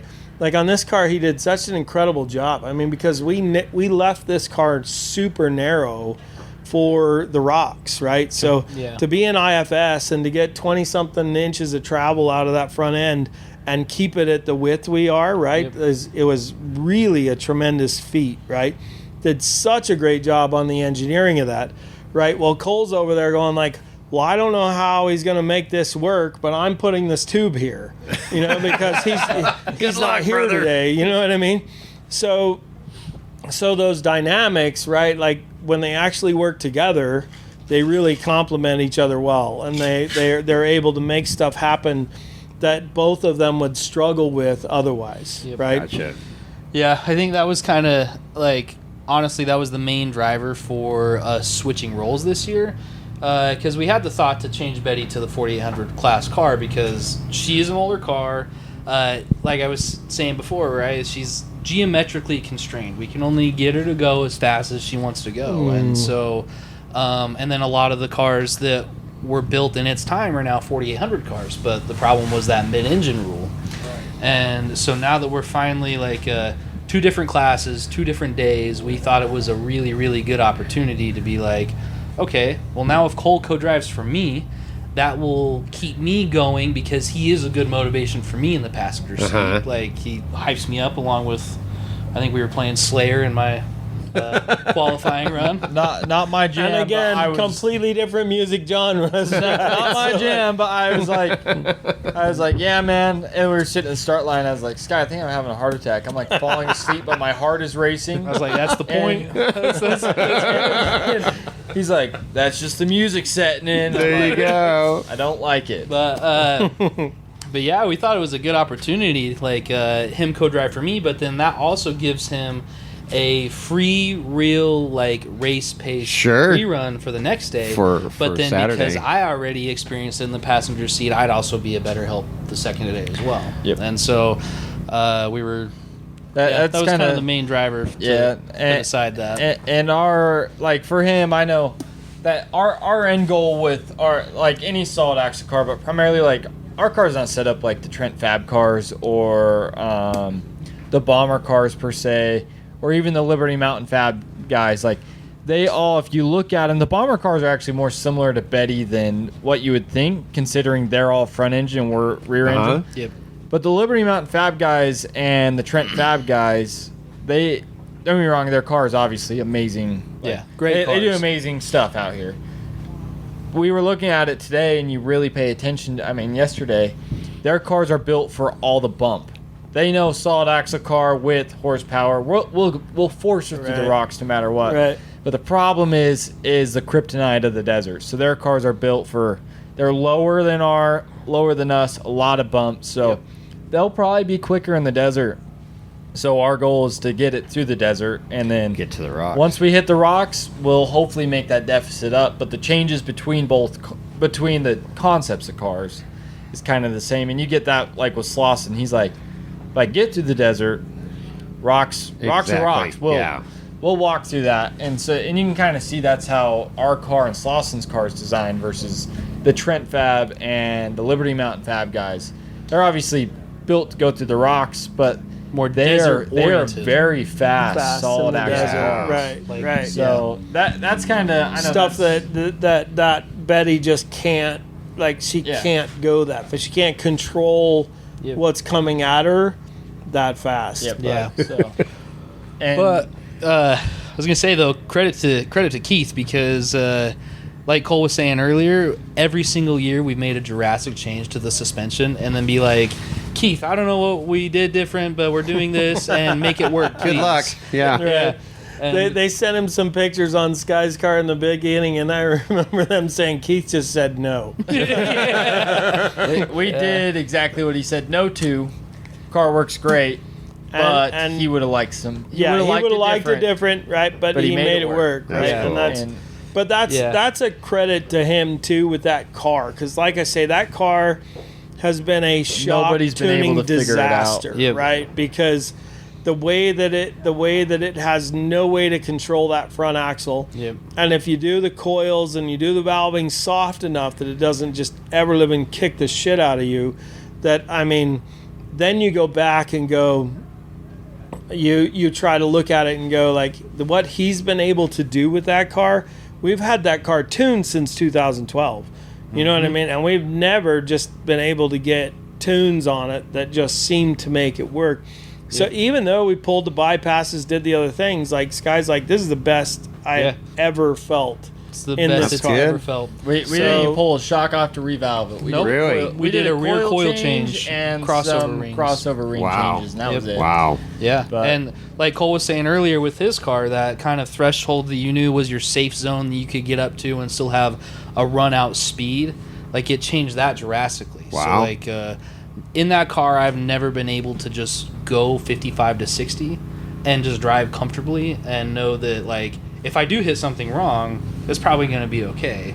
And that's the big difference now. So to have that warm fuzzy on race days, I'm pumped. It's inspiring. Yeah. Yeah, and there's a lot of that went back to that, even the early days, with the military setups that we were doing, right? Because we started shifting to neutral, right? So everybody still looks at our military cars right now all the time, and we have these multi-layer brackets that we used to use, because we used to move those in rock crawling. We would move those for lift and squat based off of the courses.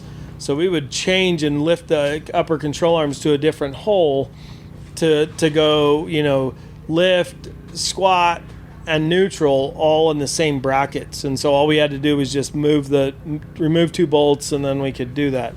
Well, so a lot of those brackets are still brackets that we just archaically use, in the vehicles that we do now.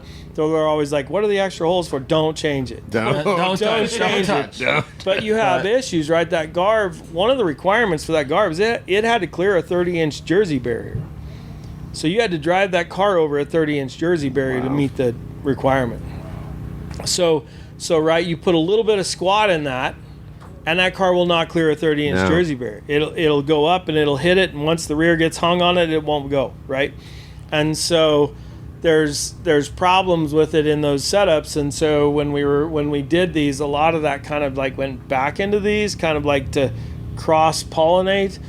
And it's kind of been a slow migration as the boys have actually pushed those levels of desert racing and stuff past that and go, okay, we're not carrying 3,000 pounds, we're not doing this, like, what can we change to improve this just a little bit, right?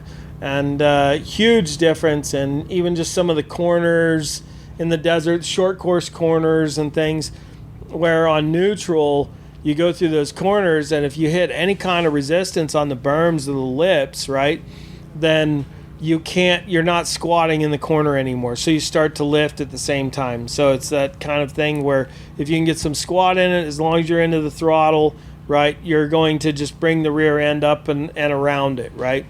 The one thing I'd like to point out, shout out to I don't remember his name, Nice. but Australian dude, he's an asshole. You can leave this in here too. Our shitty rock crawler qualified 21st in EMC on its first ever 37 in single shock per corner. There you go. Yeah, just calling that dude Throw out that there out there. while we're here. Well, that's, I mean, it's the industry, right? Like, that's what Yeah. I'm saying. Like, that is one thing that we have done so differently than most of these people out here, right? Is they do their thing with vehicles and race trucks and rock crawlers and whatever they do, right? And they build to that purpose, right? Our purpose has been so blatantly different, trying to take this realm and blend it with all these other purposes, right?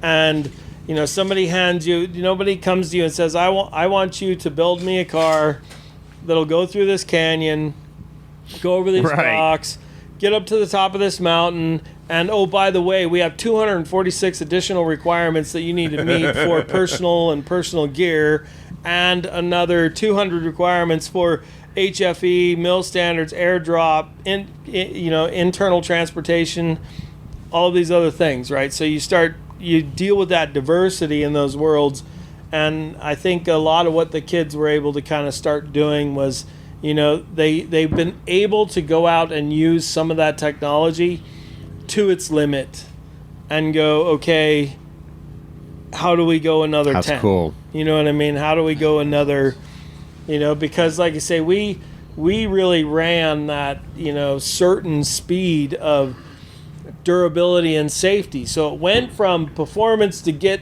over that mountain, right, which was one of the big requirements for Air Force, right, because a car gets dropped in to a spot, and then they jump in after it, get in it, and have to get to whatever the site is that they're trying to make it to. And because it is down aircraft, combat scenarios gone bad, right, they're having to work to get there, and there may be zero roads, there may be zero trails, right? Yeah. And so packing that gear, doing that stuff, we start to look at what's our consistent time capability and how do we do this safety and robustly so that we don't have a problem when we're not walking, right? And these guys have been able to kind of push that and turn that into, well, we used to be able to go 60 safely, now we can go 70 safely, and just push that number all the way up close to the 90s. So it's been with these kind of micro changes that they've been able to do. So, and it's been really fascinating for me to sit back and watch that happen. Sure. Because they're the ones like introducing it, and you're over here going like, well, I don't know if I do that, but at this point in the game, right, it's no longer like me when they were teenagers, and I don't know if I would do that kind of wins, Most of the time now I lose. And so whatever they're doing is able to kind of like get through that, and then it allows you to kind of, even allows me at this point to evolutionize to that and kind of go, okay, good job, That's great. Yeah, and back to kind of like race plan, I guess, for like that. So Sky's race plan was get to the desert. Once we hit the rocks, we're in the rocks. So. Sure. Well, we might, depending where. I haven't been concerned with the course anywhere. So especially if we're going down outer limits, up Spooners, I'm not really worried about anything on the course. If we got to just pull up and pull winch for 2 minutes and be back on the course, we're good. Our plan for my car is lap 1's lap 1. If we don't have any mechanical issues, we'll blaze right through lap 1. Hopefully be running top 10 by that point. And hit the rocks with top 10 guys in front of us, so clean rocks in front of us, and keep the car. If we lose a couple positions, who cares? We got a clean car. If we end lap 2 with a clean car, like we're starting lap 2, I'll be really happy. So Okay. if we end the way how we start, that's kind of our goals. Like if we got to pull winch, we got to pull winch. I pushed the car once and broke a shaft in the top 10, and I've eaten myself up ever since. And then last year obviously was just an absolute disaster for me. Yeah. And but basically I'm trying to have a end of lap 1 car ready by end of lap 2 There you to go. go for the question For the marks question- of The big what questionable if lap 3. Lap 3, right? Yep. So So we'll have some fun with it. I mean, my problem is you always get out in these trails when you're racing and you're like, there's clearly 30 tire tracks here, and me and Sky broke shit because there's 30 tire tracks here, and we Right. stayed in the rocks, and these dudes literally like Yeah. going over here, and there's been course workers standing there. I'm like, have guys been driving here? And they're like, can't don't- help you. yeah. And I'm like, you could at least Yeah. like give me navigation. Yeah. And I understand. Like they're like, I can't help you. So me and Sky have winched the car back out of a situation where we were and backed Wow. up and gone. So Wow. like, we'll see how it goes. But yeah, we've always erred. That's one of the things. Even with the Baja, we err to staying on the course. Stay on course. Stay You on know, course. like Yeah. we've always erred to like there's so many places in Baja you can just take VCP times and cut off giant mileage. Right? Sure. And we've just always erred to staying on the course. But Okay. But really, like even the Baja success and stuff that they've had, right? It's a little bit different than here because I think all the years competing here, it's been super rare that we have a car that doesn't move. Like my car last year, where I broke the engine pan, I had 17 miles left yeah, to go. so he had Spooners, well, outer limits Spooners, and then Resolution. Which if you're going down outer limits, up Spooners, it's not. Right. That's easy. If you're going up outer limits, it's a different that's story. the challenge. Right? So, but he had it the easy way. So like, and he was in the top of Nightmare. All he had dropped down to remote pit 2 and then go up, and broke his oil pan. But everywhere they winched twice in a car that's 72 inches wide. Yeah. And 128-inch wheelbase, 14 and a half feet long at 72 inches wide. But really, that, Giant just square. kind of like, I guess where I was going with that is all the years that we've been out here, right, they haven't been catastrophic failures. We've never had to go out and recover a car. Sure. Right? We've That's always good. drove Yeah. back. The issue is typically the traffic jams Yeah. and the time frames. And they push you into a time slot where you can't recover, right? Yep. And that's like with Baja, like their big thing that they've been able to do past most of the other people that try this is, to be honest, it's the pit plan and it's the chase plan that creates survivability, in that race more than like am I racing to get there in X number of hours. Sure. I'd love to, but if you don't set up that strategy as the what if of everything, right, the likelihood of you timing out is a bigger problem. And that's been most of our problem here is, the year before last, right, like you were stuck on Jack for 5 hours. Yeah. Literally Yeah, 5 yeah, hours just in a traffic bottleneck. jam, yeah. He was stuck on King's Veto for 5 hours. Yeah, we broke. Like- I broke a shaft technically in outer limits. Not really to my own doing. It was just there was Trying two to go cars. around There was the two cars broken, doing stuff and you there's wouldn't only normally do. 2 spots to pass, and we were winching over some really gnarly shit. Gnarly rocks. And luckily, I had 30 cars stacked up behind me, and I was the first.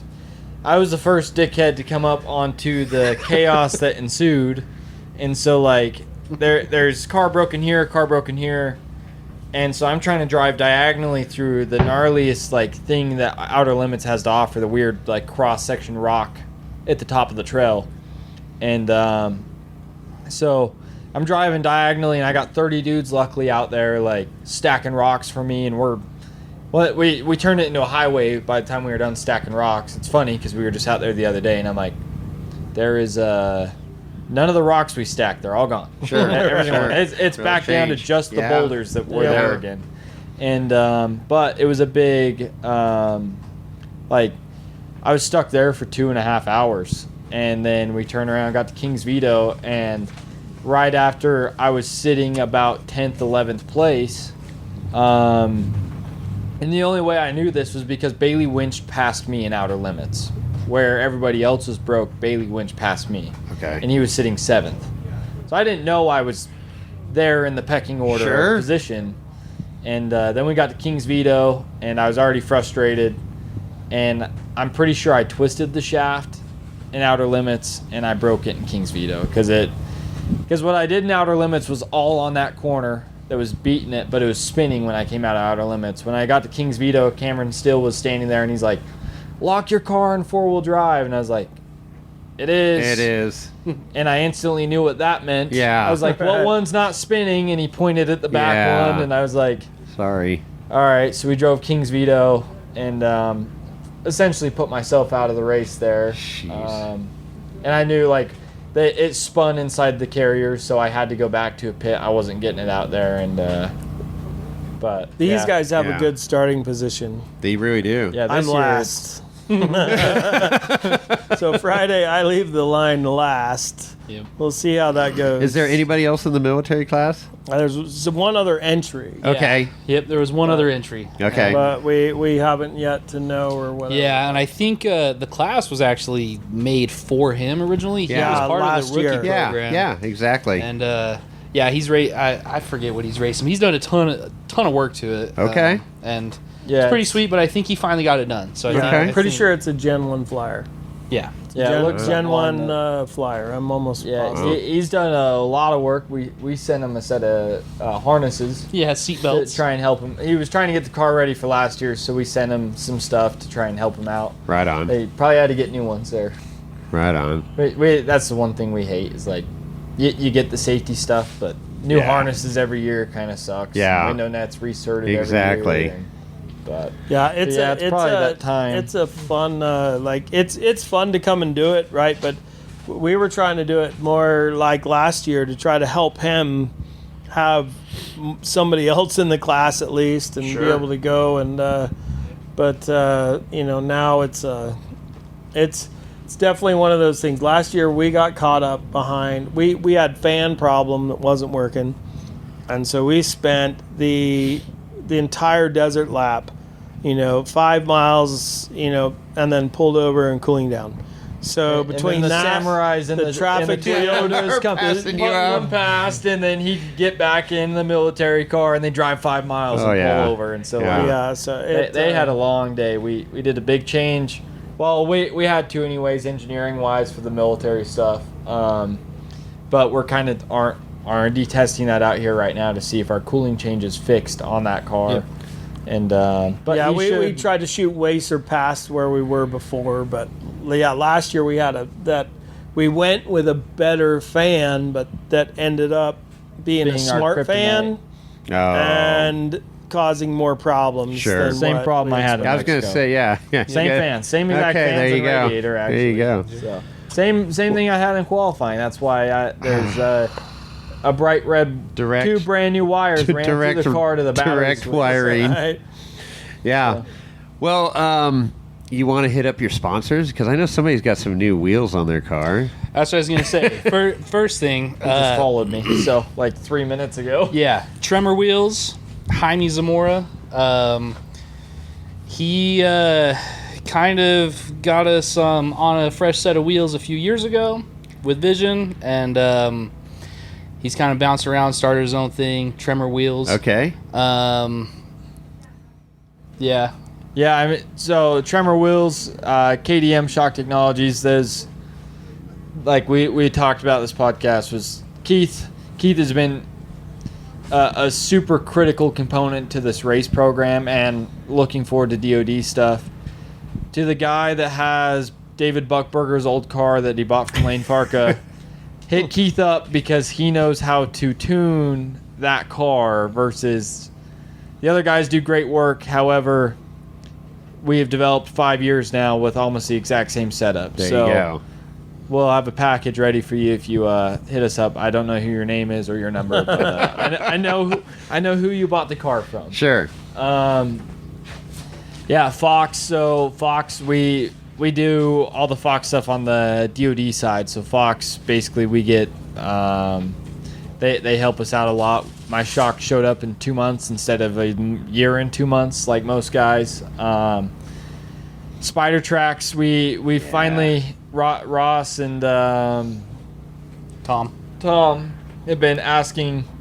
Basically, we build all of our housings, like we get all the housings from Spider Tracks on the DoD side and racing.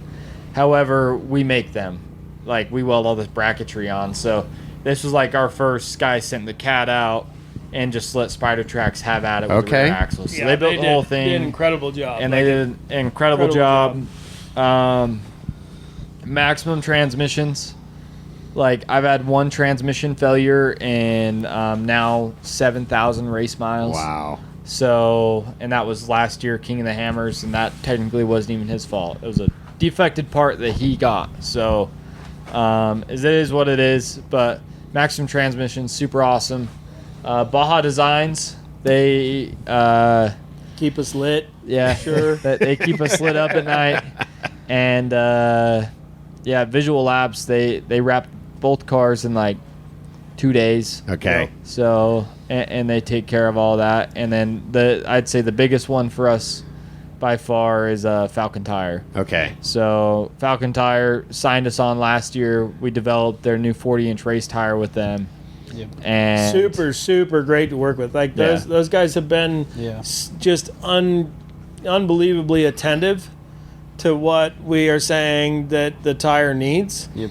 And they're having us ship them back tires that blow, that to research them, find out where the winklings send are. pictures. I'll send him pictures all the time. And the last pictures I sent from the 1,000, he messaged me back because I didn't this time. Normally I'm like, hey, do you want pictures of the tire? And Falcon was like, I sent him the pictures and he goes, well, a little late. Gen 2's already like. Oh, we already got this. I'm like, copy. Like, but it's been real awesome because they've taken 4 or 5 of my tires along with plethora of pictures to develop this Gen 2, and send them all the way back to it Japan. Performed. So I'm real happy with really, it. And, really, they're really trying hard to get a super competitive tire. So that's pretty good. Sky's on a 37-inch DOT factory.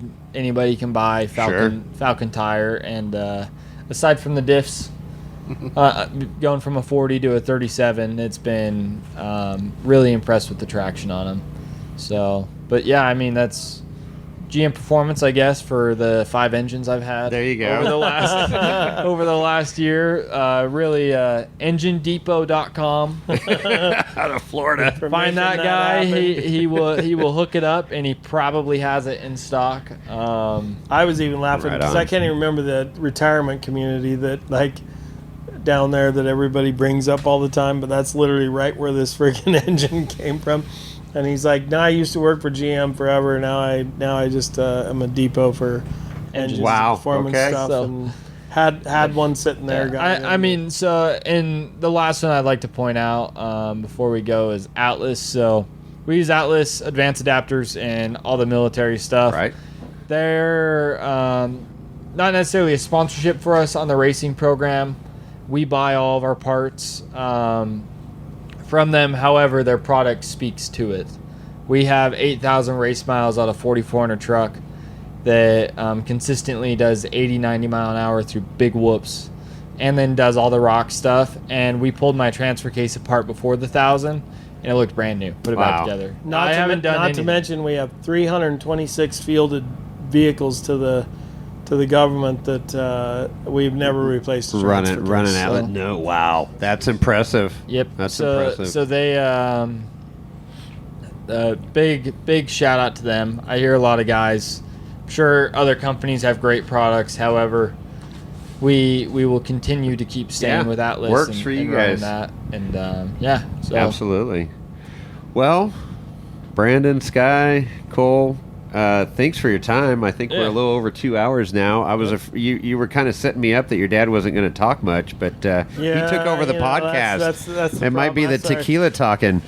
Scott, you get Cole and myself in a room, and if we get started, there's not an off button, so Sky's usually our off button. There you go.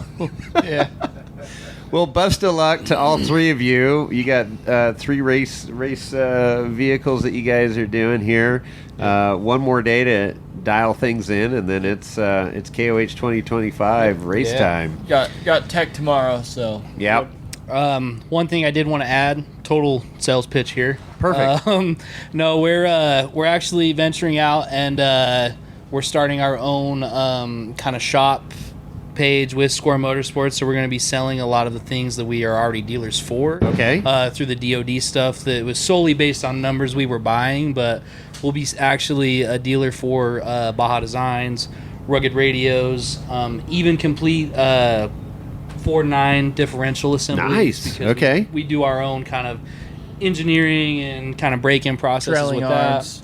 that. We got new CNC equipment, so we'll be doing, billet, whatever we can fit in our machine. And we can fit a lot of big stuff. Yeah. And then we're even going to be launching our own line of recovery gear here real soon. Right on. Along with the trail recovery cars. gear. Yeah, I was going to say, what about the trail cars? Is that gonna? Well, we're doing one trail car in particular right now, which is really goes with the recovery gear kind of like mentality, but we'll be putting that out for pre-sale in a couple of months now.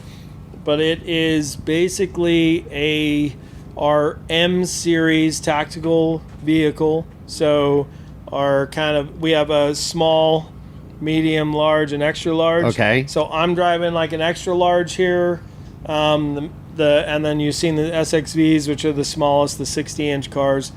This is what we're calling an M, and it is going to be the ultimate bug out vehicle. So so that will have all your Garmin, your Starlinks, heat and AC, and the whole 9 yards. But essentially, we're kind of pushing that as the ultimate bug out vehicle / overlanding and just kind of extreme durable, sweet, just in case type car. Okay. So, yeah. Looking forward to that. Your Jack guy. And Tracy at Traco Jacks. So yeah, they really are slick. They're sweet. It's like a total name drop here. They're like AGM but better. Okay. As he would say anyways. So I think that's okay. They I blew a tire in Mexico, and I didn't pack the right socket for my jack. It's my own fault. But I jacked my car up with a wrench that was that long. Really? So, and I was yelling at a couple locals, and then to quit trying to help for a minute. Quit trying to help, and they were messing some things up. When I got the car in the air, I just stood back and let them change the tire and rack it all, and it was cool. And they were stoked to help after the fact. But when I yelled stop, and told them to get back, and then, so I could use the jack because I didn't have the right sockets. They were trying to jack the car up with random things in the desert. Jeez. But, shout out to Tracy. Yep. I mean, it's pretty well it. Right on. Yep. All right, guys. Well, best of luck. Thanks for your time from Hammertown Heights here at the very top of Hammertown Heights, right across from our camp. This has been a blast, man, and look forward to continuing the journey. So thanks again, and Chris? We're out.